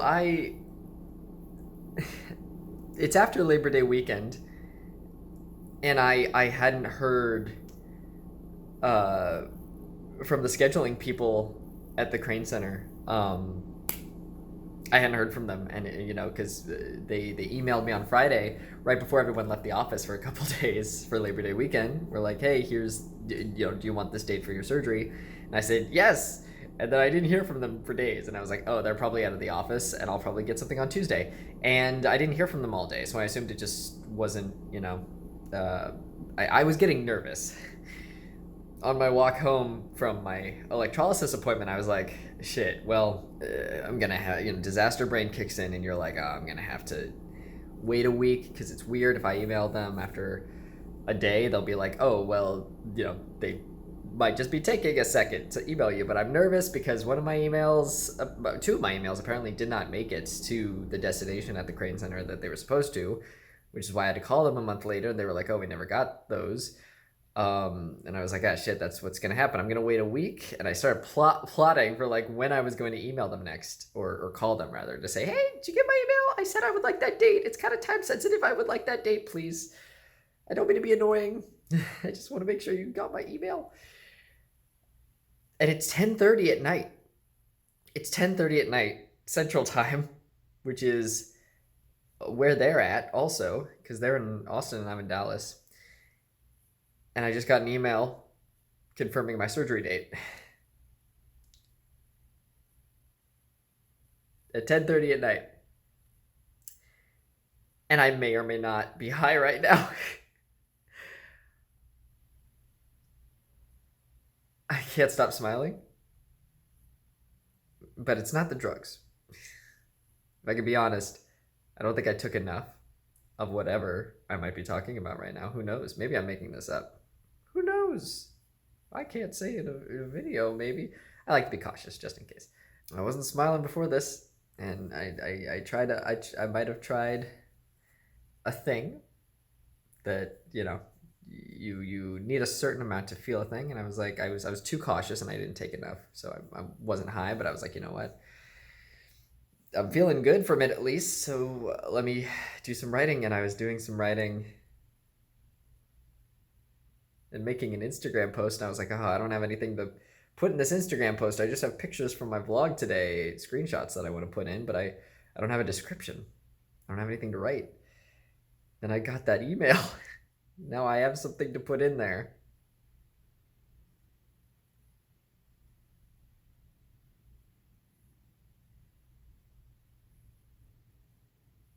It's so close. Holy shit. Holy shit. Fuck.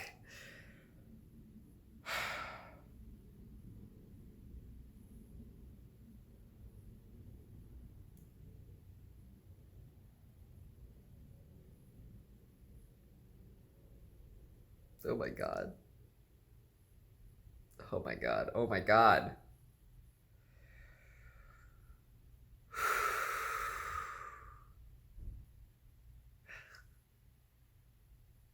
Number one, I have a sunburn here. I've been walking in the, the heat. It was like 95 today, and I walk to my electrolysis appointments. I have 3 different colors on me right now. I'm a Neapolitan ice cream. I'm realizing now that I won't have to explain how to suck a tea dick anymore. Like, if I want to get my dick sucked, which I probably will, in the next couple months, these will be my last times having to explain it and teach it. I have to physically stop myself from smiling because my mouth fucking hurts. I've been smiling so hard and so much that my face is in physical pain. Yeah, when my mom said that this was going to be a whole new life for me in Texas, that was legit. My birthday is October 28th. My surgery is November 29th. And all my pre-ops, I have 3 pre-ops, 3 weeks, once a week after surgery. And the last one is December 22nd, 3 days before Christmas. I can't wait for my package from Santa. It's going to be a real stocking stuffer. I'm going to have my dick before I'm 30. And it might not, depending on surgery stuff, it might even be finished. Not in that way. I might have the rod in there before I'm 30. I might have the full package before I'm 30. There will be complications and there will be things that I have to keep going in for to get everything fixed and tuned up. I'm so happy. I don't know, with testosterone, it takes a minute to sink in. I'm processing really slowly. Because usually I process everything really slowly since my hormones balanced out and my new normal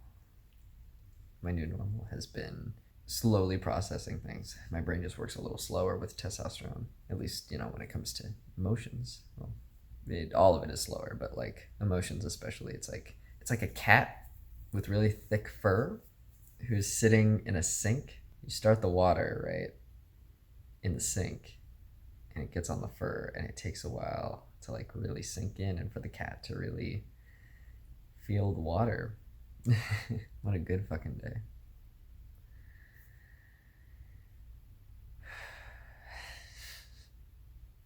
Whew, okay, lots of things happened.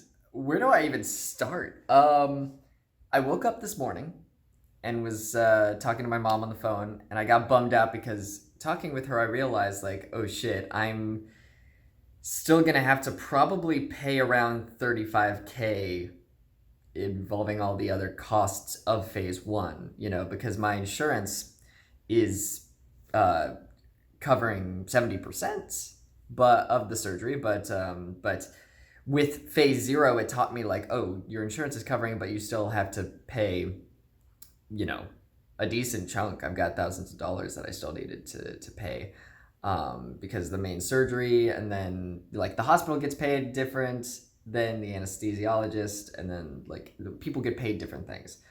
So I was kind of bummed about that because I was like, oh fuck, like student loans were put on hold because of the pandemic, but that now they're coming back. I'm still paying off stuff from phase 0. Plus I haven't had my computer for the last 2 months, and I haven't been able to work, and usually I can do Twitch streams to make up some spare cash. So I'm really getting in the red. I looked at my account this morning and I've got like $900 to my name total, which is better than some people. But to some people, it's like, oh no, because like my rent is like more than $1,000, you know? So I was like, ooh, might be fucked. I really don't want to do a fundraiser. I hate asking for help from people. If you've been following my Twitch streams, you know how much I talk about how I'm like, I don't want to do a fundraiser. So it's really good that my insurance is going to cover it. And then thinking this morning, I was like, oh fuck, maybe it's not going to cover it. So I resigned myself to like, you know what? I might just have to bite the bullet and do like a 24-hour fundraiser, and I might have no choice because I'm like 15K in debt because of student loans. And I've worked down, like it was like 30,000 at first, and it's down to 15,000 now, but it would suck if I had to take on another $30,000 loan because I also want to do my show and like I have things I need to do. I was a little bummed about that, and I even tweeted about it. I was like, hey, if I were to do a 24-hour fundraiser, what would y'all want to see? Because I'm thinking like a medley thing where we could have some people do something 1 hour, and then the next we'll play D&D, and then the next we'll do video games, whatever. I'd resigned myself, and I was like really fucking bummed because it's probably an issue that I need to work out, but I'm really not okay asking for help from people. But this was a good exercise because I accepted it. I was like, this sucks, but if I have to do it, I have to do it. And everyone was really nice and like messaged me and was like, I can help out, blah, blah, blah. And that was very nice. Then my mom called me and was like, hey, hold on a second. You've already had a surgery this year. You've had one recently. There might be a maximum that they will cap you at, so you're not paying more than a certain amount. And I don't know how insurance works, so I was like, oh fuck. Yeah, okay, let me, and I called my insurance, and the guy plugged in all the stuff. Really sweet guy, Texan accent, because my insurance is in Texas, Texas based. And I found out that normally a phalloplasty, specifically because we plugged in all the numbers, normally they would cover 80% rather than 70%, which is great. But I also met my maximum, which was $5,000.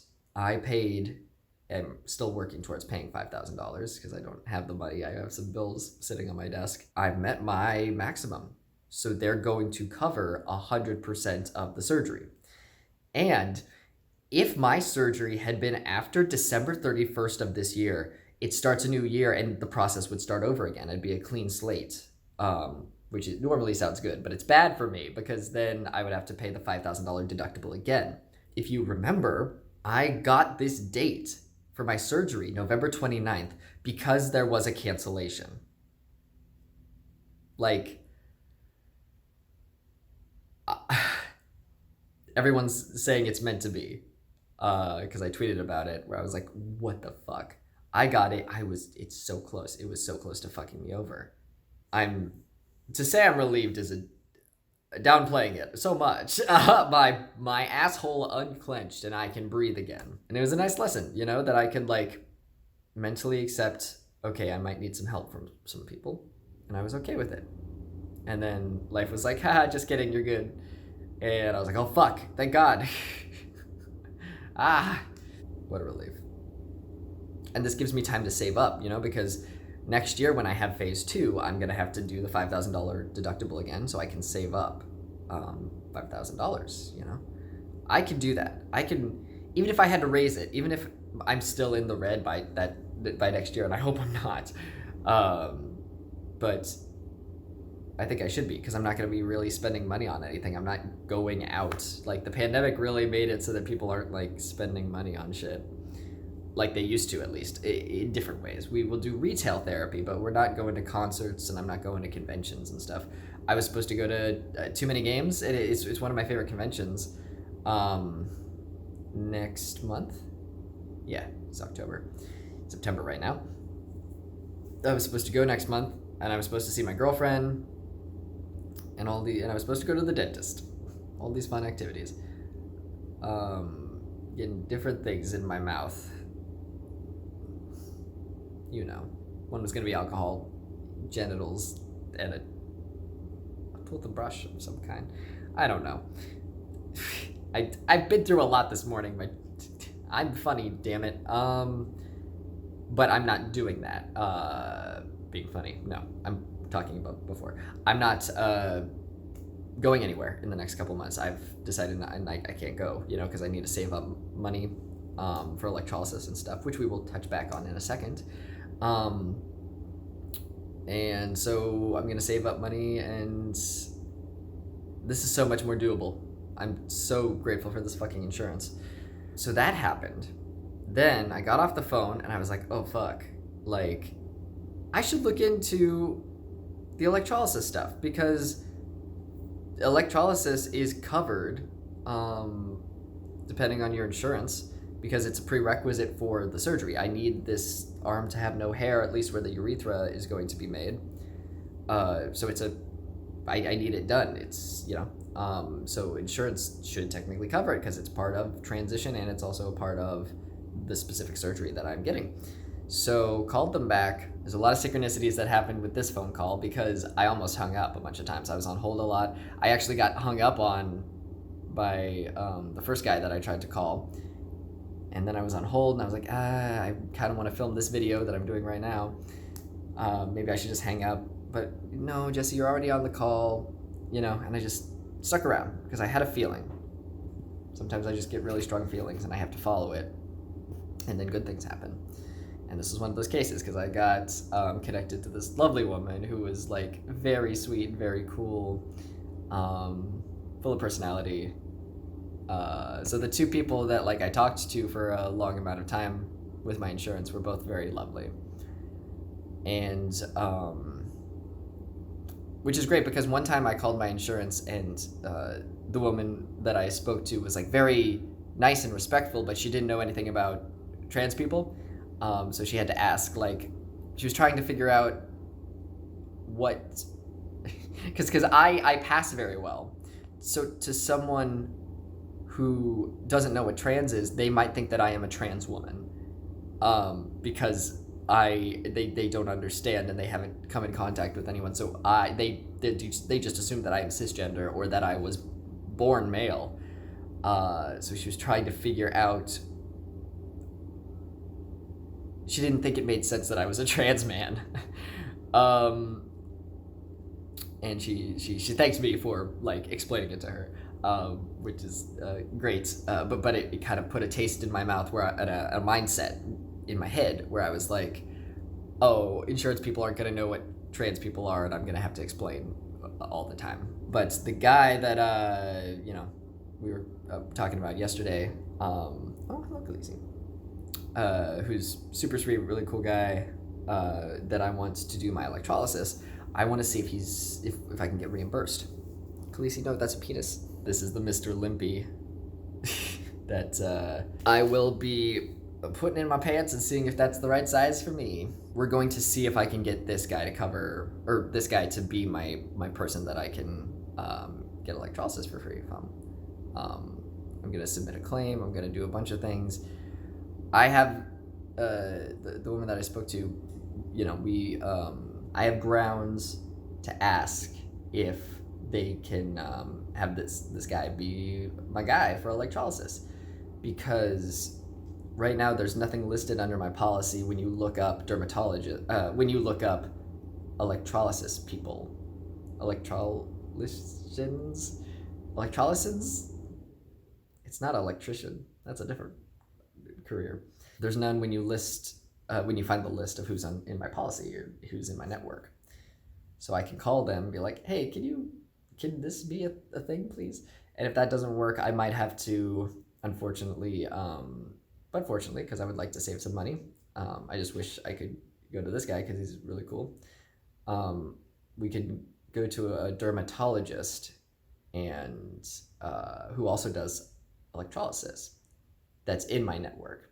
And then submit some forms there, blah, blah, blah. So that'll be the case with that. There's nothing that can be done about the previous electrolysis that I had gotten done because like it's in the past and they couldn't find them in the network. So that's just, I blew some money, but that's okay. It had to be done. And now I know, sometimes we waste money on not being mentally fit enough to do things. Back when I had to get electrolysis done, I was not up to a phone call with my insurance to ask them if there was electrolysis in my network. Because, like, my first point is that I had that experience with the person in my insurance that didn't know trans people, really. And I was like, I doubt they're going to cover my electrolysis if they don't even, like, understand that trans people exist. And the second point was that I was maybe in a state where I was just like, I just want to get it done. Like, sometimes you'll waste money on things where you're just not up to doing the alternative that will save you money.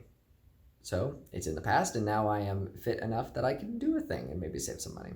I really hope we're able to get this guy, though, because he's great. So if we are being direct about my placement, the balls are going to be here, and that's going to be here. And that's what it's going to be if I'm just straight on, like, that way. But usually if you got a big dick, they advise you to, like, put it down the leg or what's the word? Horizontal. Yeah, that's damn. I like the size. It's staying better than I thought it would. I thought I was gonna have to get my my harness to keep this bad boy in, but I don't know what to say. That is what the size of my penis is going to be, and I'm cool with it. I think that is a lovely thing.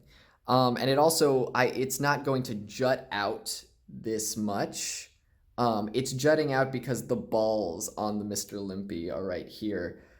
So when I get, like, the balls are going to sit more down here. So it's not going to jut out just this much. But yeah, that's hot. It's good to know. It's good to know that that I'm going to be pretty hot. And it's getting paid for. It's getting paid for. I feel good. I think this is going to be good. I like this size. I think this is lovely. I think I'm going to go with 6 inches. I just had to use a public bathroom in a McDonald's, which reminded me of pre-pandemic times when I had to do things that suck because I, do not have the equipment for urinals. So I thought I'd make a list. Number one reason that I'm looking forward to surgery is that I can use urinals because there's one stall usually, or there's 3 stalls in the men's bathroom, and one of them still has shit in it, literally. There's pee on the floor, blah, blah, blah. And yeah, you're gonna get that in any men's restroom, but there's so many times where people have been like, go ahead, and I have to keep being like, I'm waiting for a stall. So everyone thinks I have to shit. So, reason number 1. So, assessing almost 2 months-ish in Texas. My birth father was correct. I have gotten a few degrees darker. He said, I'm Mexican, I'm going to get dark. I might get some scar tape or something to, like, tape over my scars so they don't get burned, because, like, they're sensitive right now because they're new. But I want to go out and walk in the sun because I want this to even out. But yeah, I really like my face. Everything is, if we ignore this shirt area, I was a lot darker when I was a kid. But as it is right now, I like the shade that I am. I think I do look quite a bit more white on the camera than I do in person, but just maybe I can do some color balancing or something.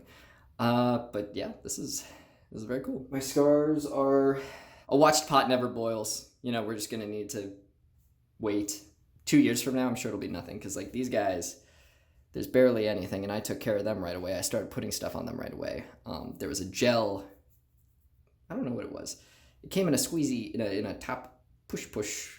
I don't know how to describe it. It was like a silicone gel that my top surgery doctor recommended, and I got from him, that so I don't know how good it is, because your doctor might want to like sell you something, but it seemed to do the job because I used that until it ran out. So that was like less than a year. And then I started using the Ziggy's Naturals CBD salve on it. And they're, wow, barely visible now. That's insane. So working on it, for 2 years, that one's even less visible. This one was sticking out more, but even that one is like, if I relax my body and let it jut out as much as possible, I might not even notice it if I was going over it with a finger. That's nice. This is the underside that we did a little work on. Again, it was like a free consultation appointment today. So it's basically him just figuring out what size of everything that he needs to use and playing around with stuff. So you can see some marks where we are trying to get rid of the real small hair there, which is where they're going to make the urethra from.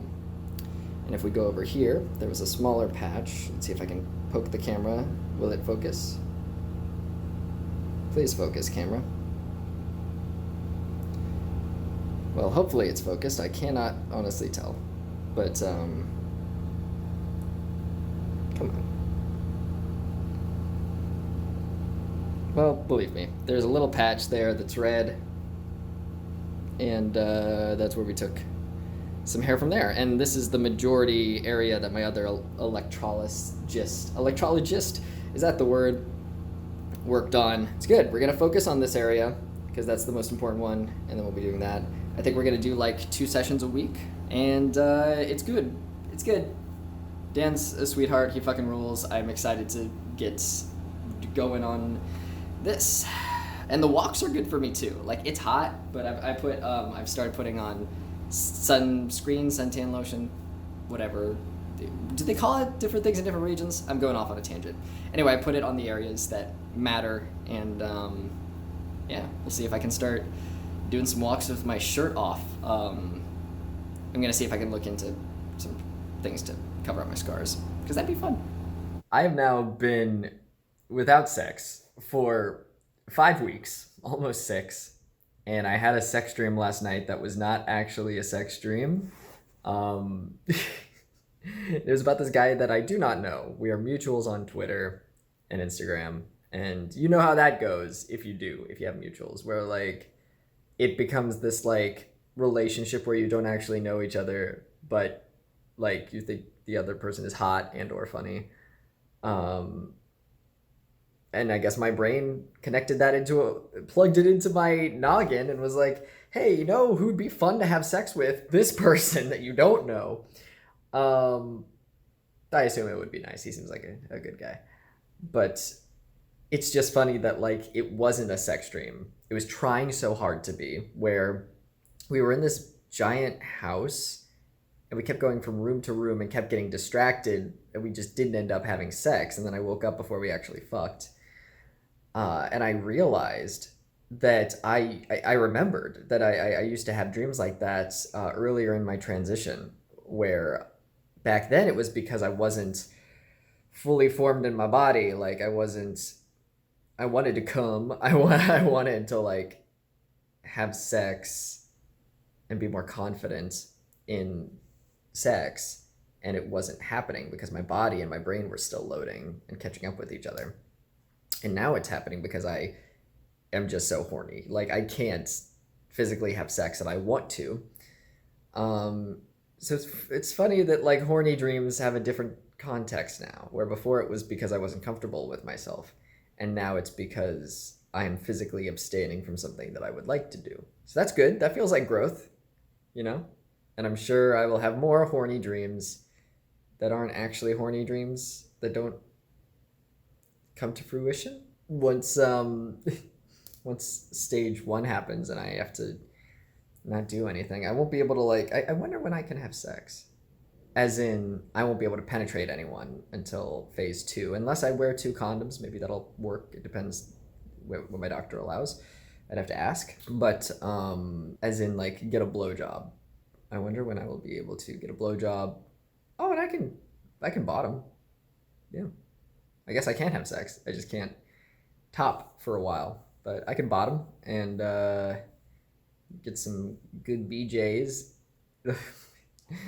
Before, like months before phase 0, I had come up with what tweets I was going to say, which was the one about I'm a real male feminist. I'm having a hysterectomy right now.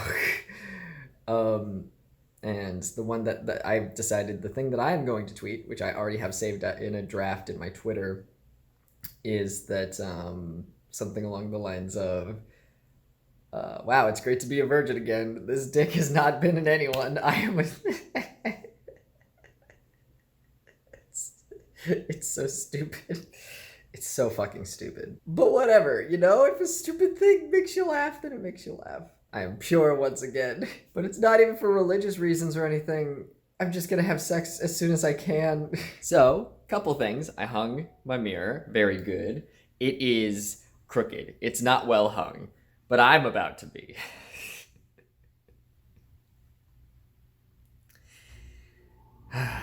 Anyway. What was I even gonna fucking... Oh, we have confirmation that my stuff is in Dallas. The moving truck is in Dallas. And I'm not holding my breath, because they could just be fucking lying again. These guys are so fucking sketch. Like, my mom was on the phone with them. Bless her heart, because I have mentally checked out. Like, I am so desensitized to all of this that I'm just like, I'll just get my stuff whenever. And she was like, let me try. So she's been calling. Love my mother. Because if it was up to me, I would just be sitting here, just being like, ugh, and just dissociating. So she gave it a try. She called one guy, was talking to another guy. Like, it's been a whole thing. There was a Jewish holiday, so like they weren't able to get back to her until today. Sent her a weird text where we thought maybe all of my stuff was destroyed in the flood for a second, because there was a hurricane recently, and the guy, the owner of the third company now, if you're keeping track, my stuff has been passed around so much fucking shit. This guy sent a text message that was like, hey, sorry, Jewish holiday, we can text you back. But it was all like broken, I want to say it was broken English, but it wasn't broken English where he didn't speak English. It was broken English where it just like someone did not know how to text. Like the words didn't make sense. My mom described it as, I don't know if this guy can read. And I described it as like, you know what, that's fair. I saw the text. I do not know if this gentleman can read or not, but he owns a moving company.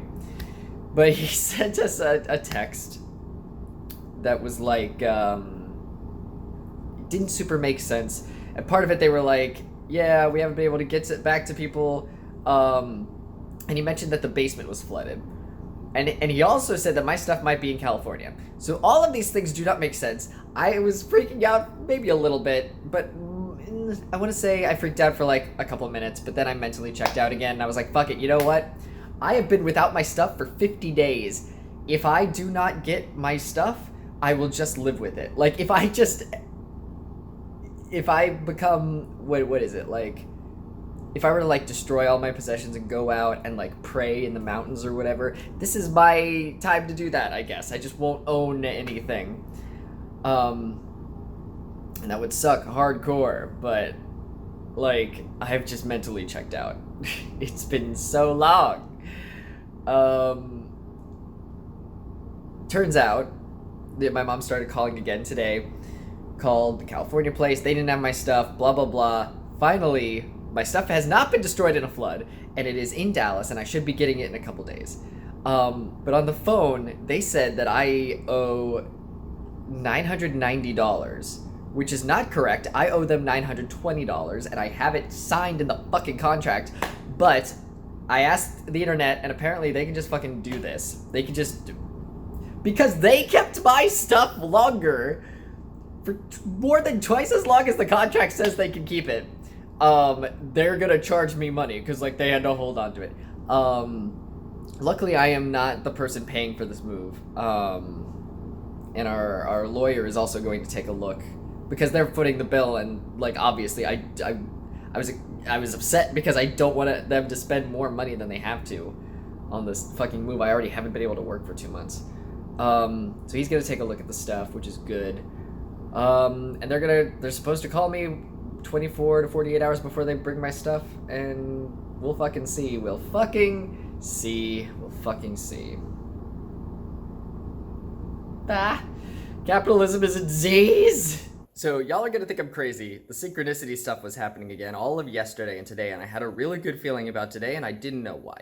Well, the person with my stuff, I got a call at 9 a.m. and everything, I can't explain all of it, but my brain is all over. They, apparently, there's this guy, I'm half asleep, and a guy calls and is like, hey, how you doing? You know, I inherited your load, and I was like, yeah? And apparently it was a moving thing. And it's just a wonderful thing to wake up to when you're half asleep. I was like, who did I get pregnant? So, they're showing up. I'm first on the list. And they're coming in a couple hours. And, oh fuck, I can't remember. Last night, did I talk to y'all about how the money it was supposed to be more for some reason? I thought I owed them $920. Then it ended up being like almost $1,000. And I was like, well, fuck, we're gonna see what fucking happens. I think I did tell you that. Well, they called and I was like, hold on, just to double check. And I was checking the bill, and he was like, yeah, it should be $920. And I was like, oh, thank God. Like, I don't know what force in the universe is trying to help me right now, but I very much appreciate it. If it's you, Uncle Jerry, shout out to you, Uncle Jerry. Someone wants me to have a good day today. I am supposed to be having a good time. So, yes, 920. For some reason, it went back to the regular amount. I'm preparing everything. I've moved the mattress. I moved the kitty litter station. Can you see that? Over to here. I think that's going to be a better situation. And I hung the mirror. Not good. Right, I remember. Because I told you about hanging the mirror, so of course I had to. I'm clearing as much space as possible, and I do need to go to the grocery store and get some cash out because I realize I might not have enough money to, like, tip them depending on how many people are here. Also, Stefan is moving today.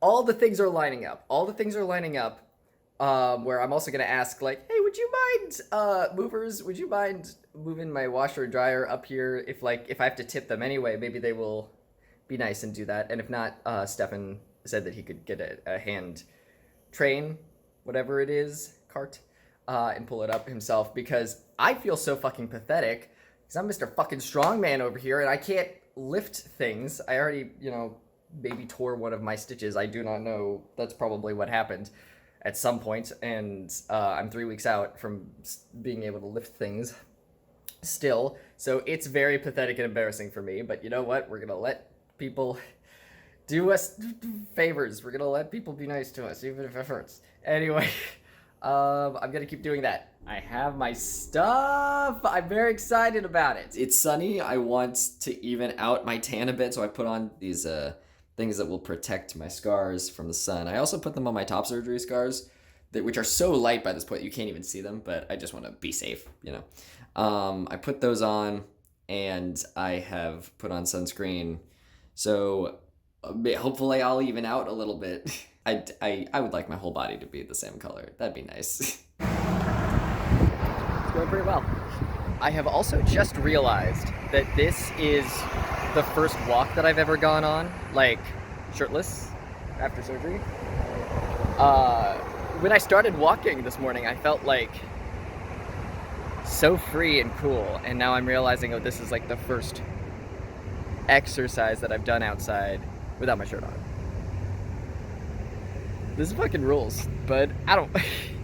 It's hot, and the tape stayed on. We're all good. Everything's good. It's a good day. Okay, so I read in a review, I wanted to make sure that the scar coverings were, sun resistant, sun good. I want to make sure my stuff wouldn't burn underneath. And someone was like, yeah, I took it off after there was a tan line. And I was like, cool, that sounds like it's sunproof. Well, it certainly is, because I took one off and there's my little tan line.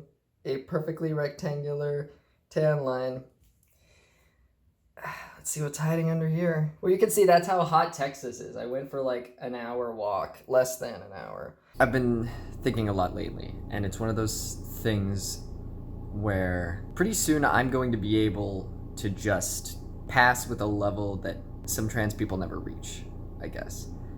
Like, my body will be, by the time phase 2 is done, my body will be indiscriminate from a cis man, you know? Like, I'll be able to go to nude beaches and use urinals and go in locker rooms and have sex with cis women. Like, if I wanted, I don't feel comfortable stealthing just because I don't like putting my life in danger. But if I wanted to, I could stealth. You know, I could just have sex with whoever I want and then, like, you know, not tell them that I'm trans. But it's not just my life in danger. I also just wouldn't want to have sex with someone who didn't want to have sex with me because I'm trans.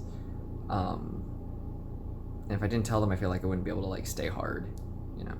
Like, the physical dick would stay hard, but my brain and the dick inside the dick wouldn't stay hard, if that makes sense. It will be working together as one unit, but, you know. All of this to say, I don't want to become one of those trans people that, like, reaches cis status and then doesn't give a shit about trans people. You know, I refuse. Because especially trans men, I know what that can do to people, you know? With trans men, I've noticed it's insecurity. It's much easier to be the bully than be bullied, you know?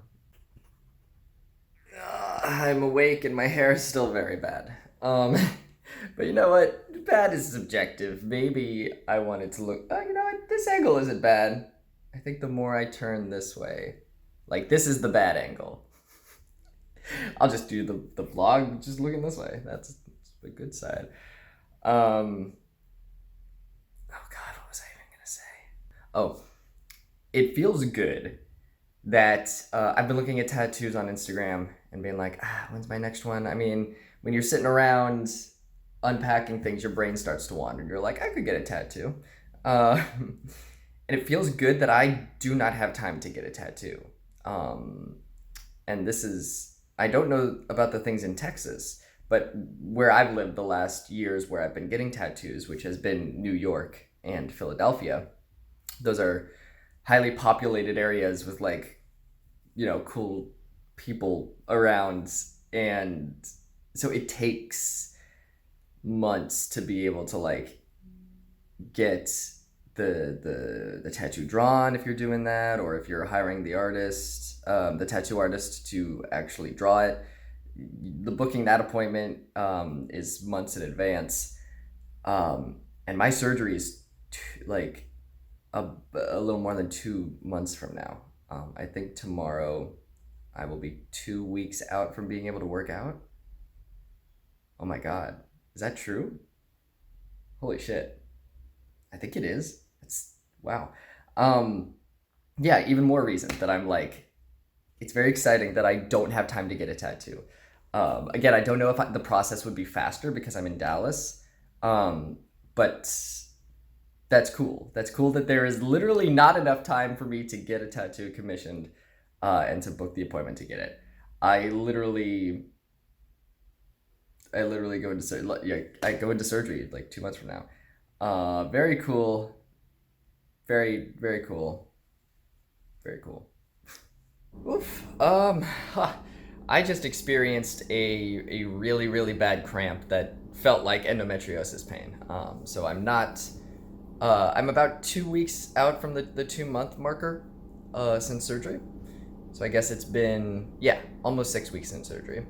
Though I haven't been experiencing like the really bad pain, and I have 4 ibuprofen in me right now, which is, you know, it's pretty high dose. I thought that would do it, but I still experienced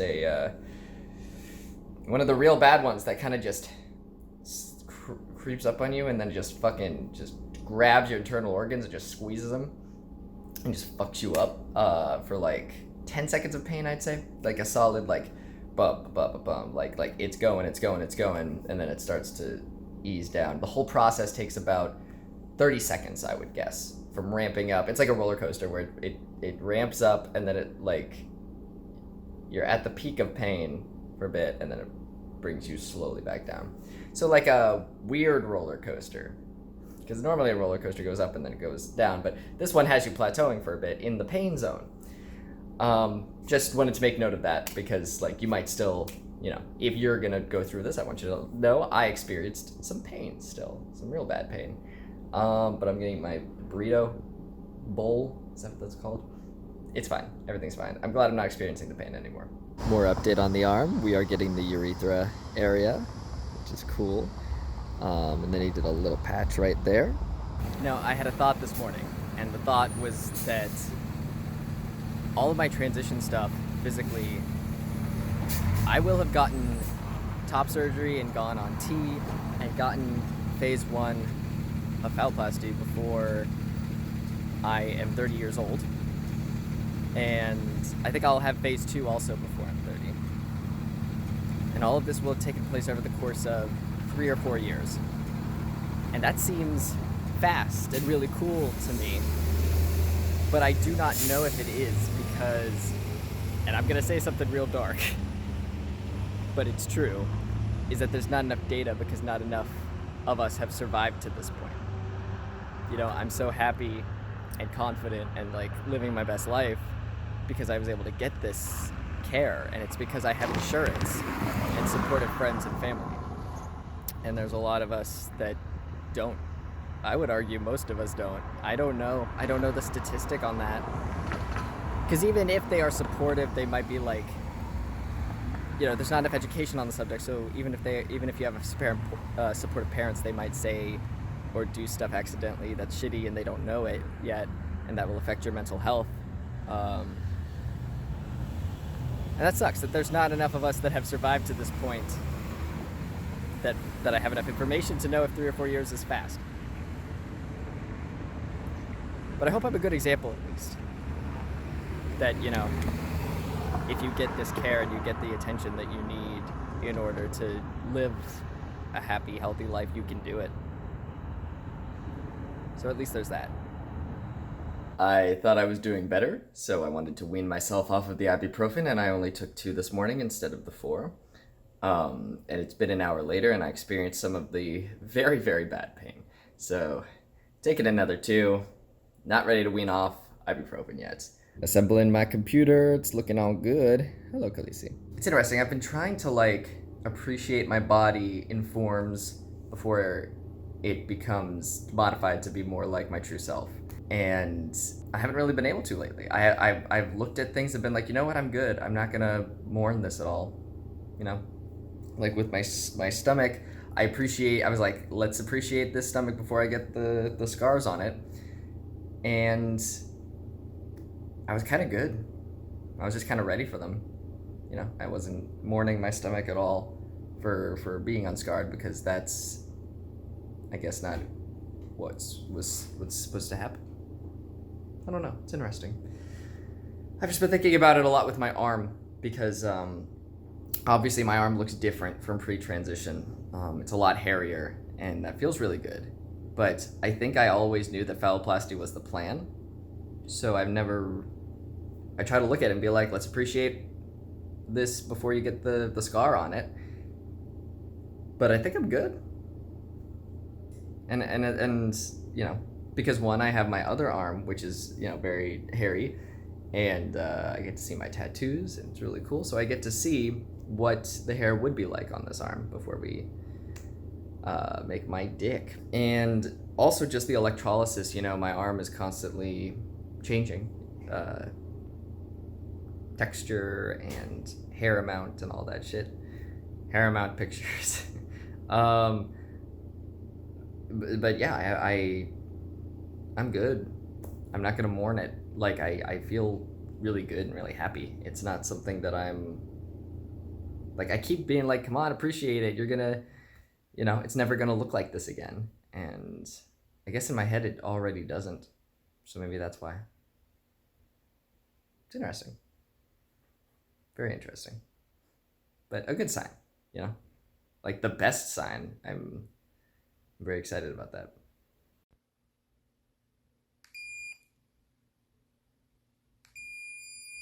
It works. Computer set up, and I also thought of another reason that I'm looking forward to dingus time.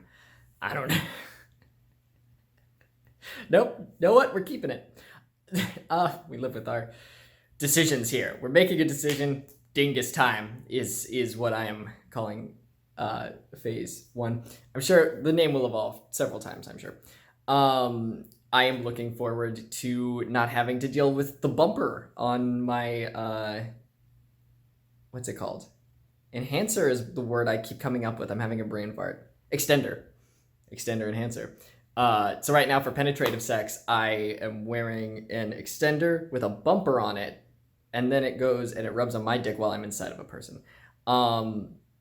It fucking sucks sometimes. So, like, when I'm really into it, I'm fucking going hard, and sometimes it'll just like boop, and like it's aligned with me, and it'll just pop up, so it pops up around my like it'll try to go upwards towards my belly button, and that's not good. I enjoy penetrating people, and I'm going to enjoy getting to just do it with my penis. That'll be fun. My dick will be large enough to do that. That's really exciting for me. I was on Twitter just now, and someone was talking about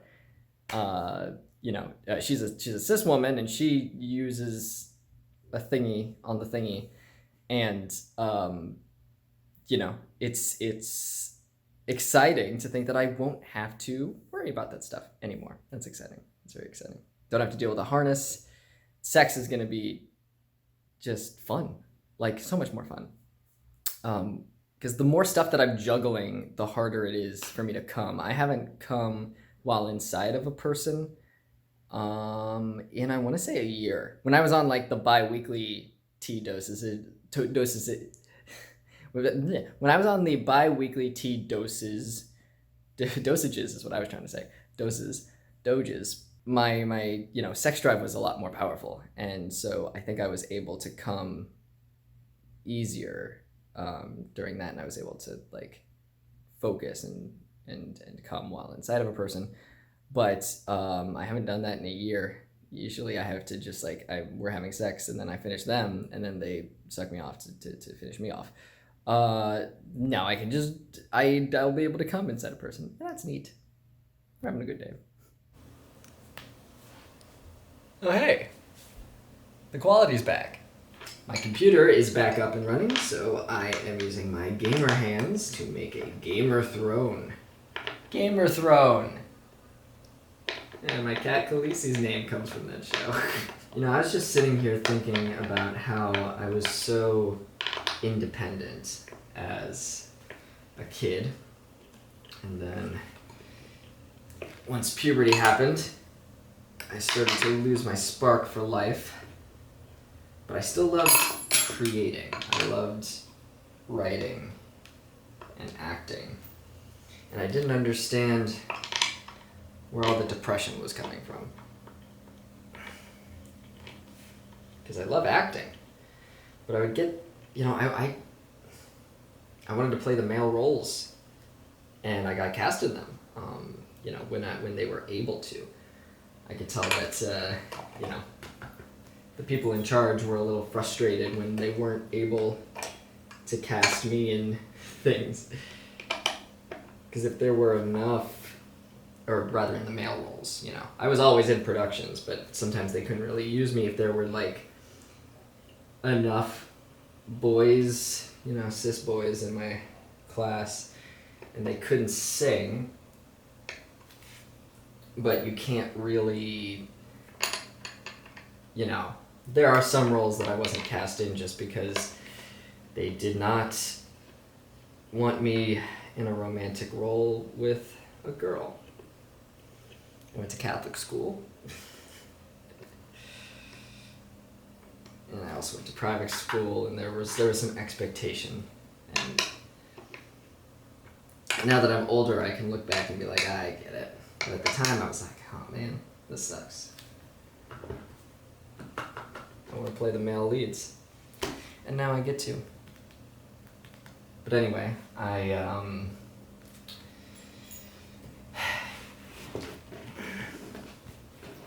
was very independent. And then,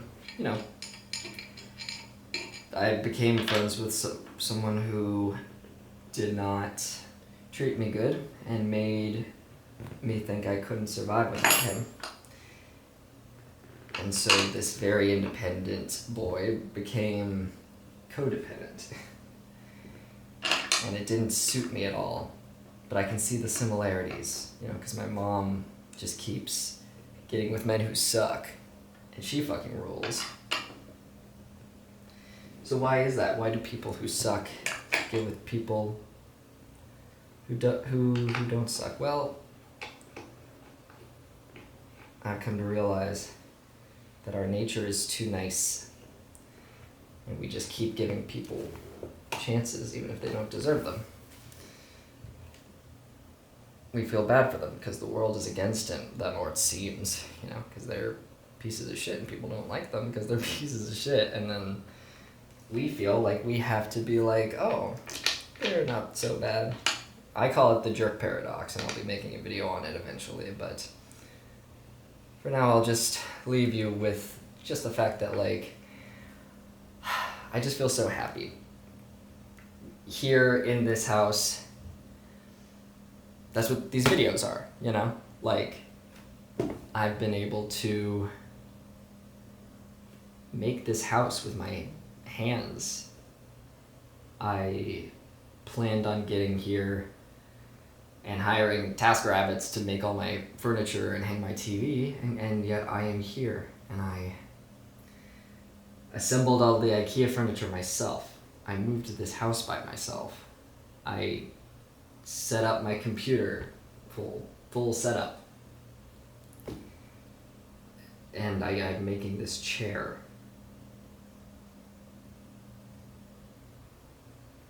It's just like, I don't know, it's really cool. I'm an entirely different person than I was years ago, and I'm getting back to who I should have been. You know? I lost a lot of years to abuse, and I lost a lot of years to circumstance, and now I've gained back who I should have been. And some people never gain that back.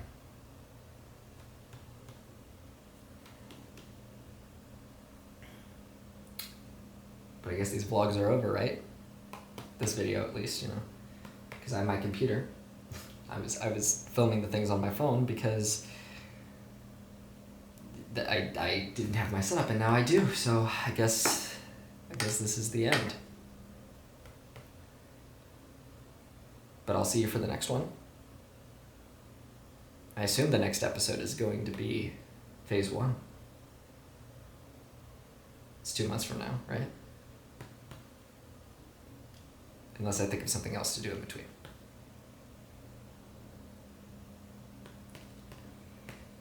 I hope that you can make your world with your own 2 hands. I hope you don't let anyone tell you that you can't, because you are capable of anything.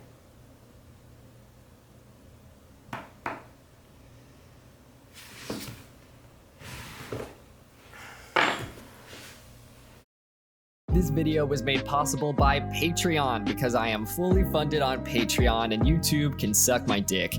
I'd like to thank my silver sponsors Alex Buhner, Andrew Dunn, Kieran Benson, Cyberlink420, Dan Millington, Dane McRae, Gadarine, Giselle Nera, Jean-Baptiste Rossi, Marie Byrne, Pocket Jawa, and to Smarty. I also want to give a special shout out to my gold sponsors, Sam Bartram and Dora McEwen. And lastly, but certainly not least, diamond sponsors. Y'all, thank you so much. EPAM, Steve Streza, Sukiyomi, Getty Skog, and Rosie Kinks. Y'all, thank you so much. I really, honestly, I really appreciate your support. It literally, you're the only reasons why these videos, I'm able to make them. YouTube is, listen, I could go on. I won't. I don't want to waste any more of your time, but thank you so much. If you're a patron of mine, I really appreciate it. You are fully funding these videos, and I am able to make them because of you. you could head over there if you want. I don't like pimping out my Patreon, but like you do make videos happen, and depending on your tier, you get access to Jesse's journal, which is where I rant about stuff once a month, and you can also get videos early and stuff. There are things. We have a Discord. I'd love you to have a good night. Oh, but also I don't use the Discord. I don't like Discord. I don't really use it myself, so I'm not personally. I do not use the Discord, but it's a community and there are people there. I wanted to add that addendum. I don't want you going there expecting me to be there, because I will not be there. I will be working or jerking off. I don't know. Anyway, I said I wasn't going to waste your time, and then I wasted some more of it. Goodbye.